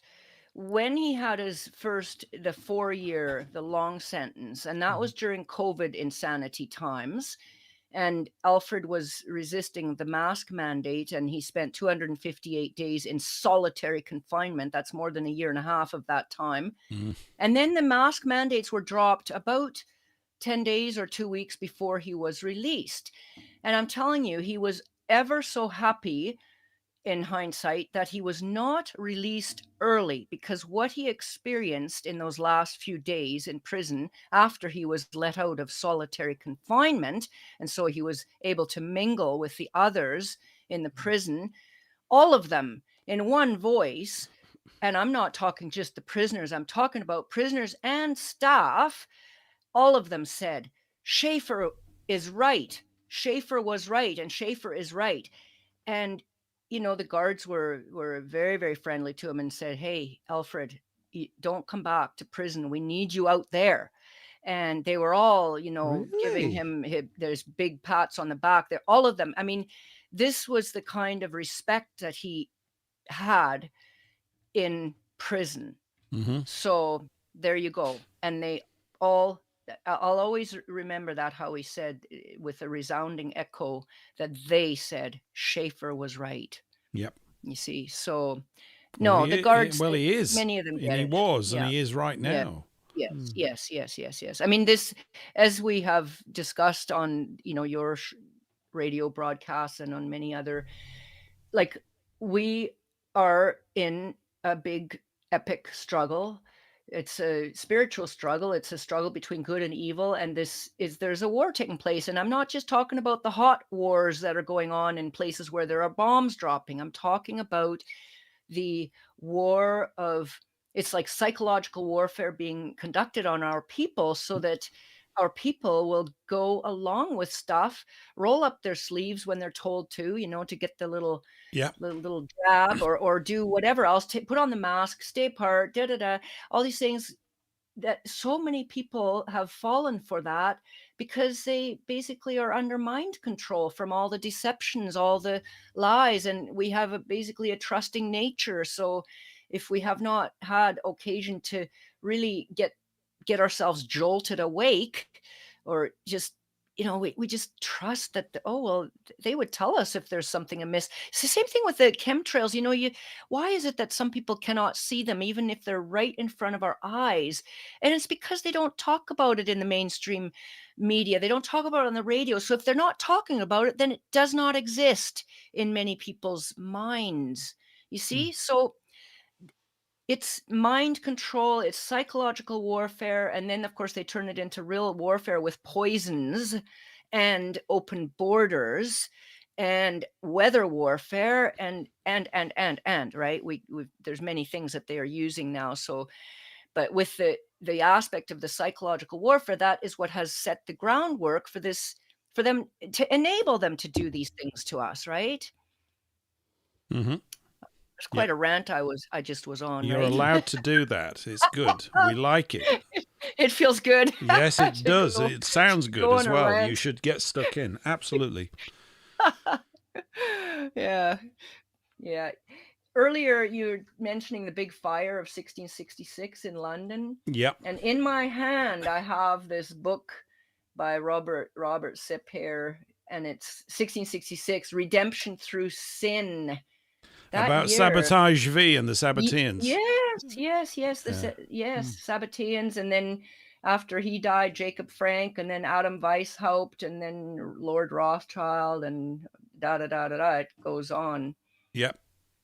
Into the present. It seems that now it's really becoming ubiquitous that the greater the sin, the better, right? I mean, in their eyes, those. I think the idea, harms. more than an idea, that people have been gradually inducted into a satanic condition is true. Yes.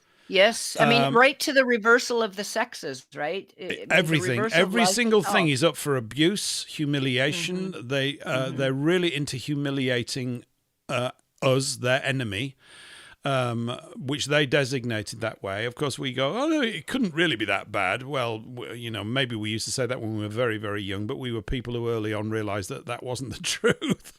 We're not bad or anything like that, and that there really is, and I'm using the word satanic, I think, in the correct way, which is as an adversary.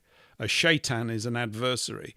And of course, Satan has come to sort of anthropomorphically, is that the right word? Symbolize this, and it carries like posters. It's like a meme. The devil's going to get you. Well, not as some sort of two-legged thing, but in terms of this mind conditioning that takes place. And I think, I do think there is a spiritual component to this, that there are demons, and there are. Yes. I do think it takes a more real aspect than what you've just described. I think. I don't know. No, I think it does as well. It comes. With all of these things, they can be described in so many different ways. You can spin it or sort of apply it to whatever situation you are. I mean, certain people you couldn't say that to, or you could, but it probably wouldn't be too effective. I just, you just see it in aspects of everything. Nothing works the way we instinctively know it could and ought to work in terms of decency. And you see all these people in supposedly high positions of power going along with it. So, and then people go to those people in power that they perceive to be in power and ask them to fix the problem without realizing that they are the problem. They're the ones who are or they've certainly signed up for the other side. They've gone over to the dark side, to use Star Wars, and why not? I mean, it's an apt description, and this is nothing new as well. So that we fight spiritual wickedness in high places. We do, and it manifests in all these terrible symptoms that we see around us, and it's more than useful. One needs to know that there's something at the pit of this that drives it, that keeps all its acolytes or proselytes in line, because that's really what they are. And they, how forgiving do you get? Well, these people can't help it. They were inducted into it. Yeah, but he's going to blow your head off with a gun. Now what do you do? Do you really want to, unfortunately, they push it to that point. And I think everything that's going on, I mean, the whole so-called migrant thing, the fact that nobody even the way that the media cover it is part of the problem, because they're in Yes. on it knowingly or unknowingly. I suspect unknowingly. I think they're that stupid. It's more dangerous. They're literally that stupid. Let's talk about it in mild tones. Nobody is strident and calling it out for what it is. So, every supposed government that we've had, and we've had tons of them now, it's like the Weimar Republic, like they used to have a government every 6 months, didn't they, in the 1920s? It's just like that here. There's nothing, people don't know this, but those of us who read history do. We see exactly the same crap going on, the destruction of the culture, the subversion of morals, all of these things. It all roots back to one or a few spigot points that we all know of, the unmentionables, and that's where it's emanating from. And because people won't call it out, they can't identify the problem. If your language has been hijacked, or you've allowed it to be, and you're not a stickler for definitions, which is a simple thing for everybody to start practicing, you're going to get swamped in your head. You can't make head and a tail of it, literally, which is part of the attack, isn't it? We can't. Most people can't describe the problem. If you can't describe it, how can you solve it?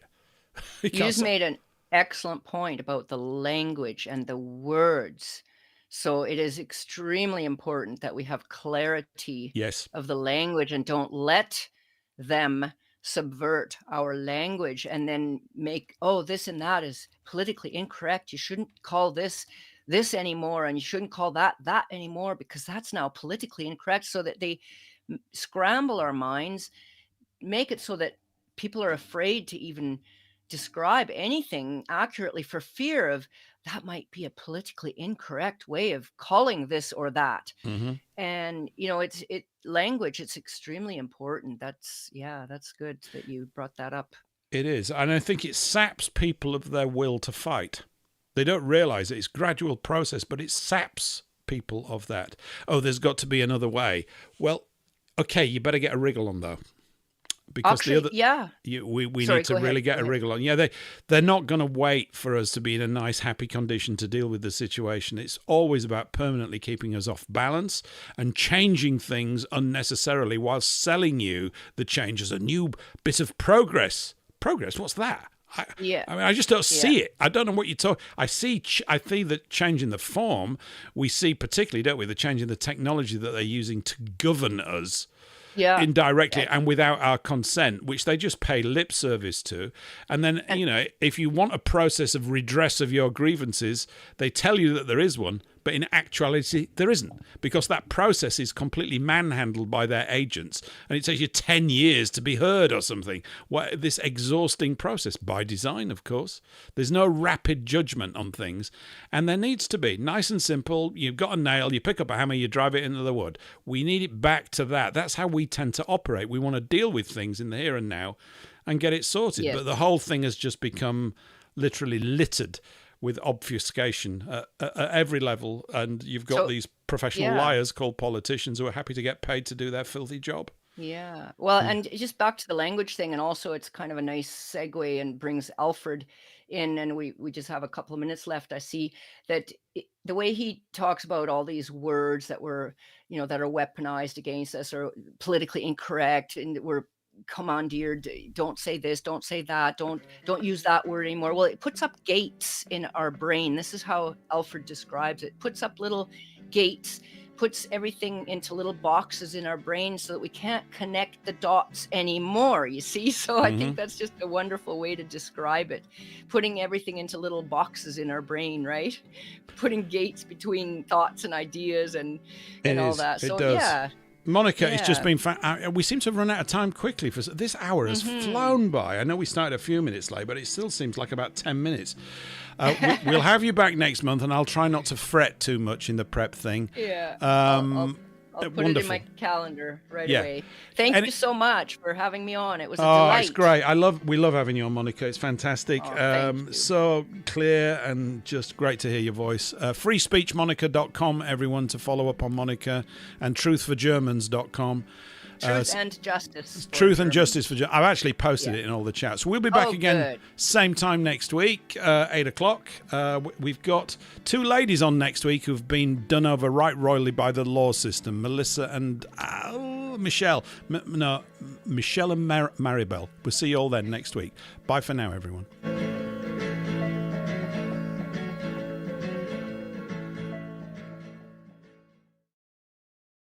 There's nothing quite like the smell of fresh bread. It fills your home with warmth and comfort. Witness the transformation as simple ingredients bake into a beautiful, delicious loaf. The taste is even better than the smell. Pure, authentic flavors crafted with passion. Support local artisans and discover your new favorite bread spot. Tap the link in bio or visit Food Finders Hub to discover amazing bakers in your neighborhood. Your taste buds will thank you.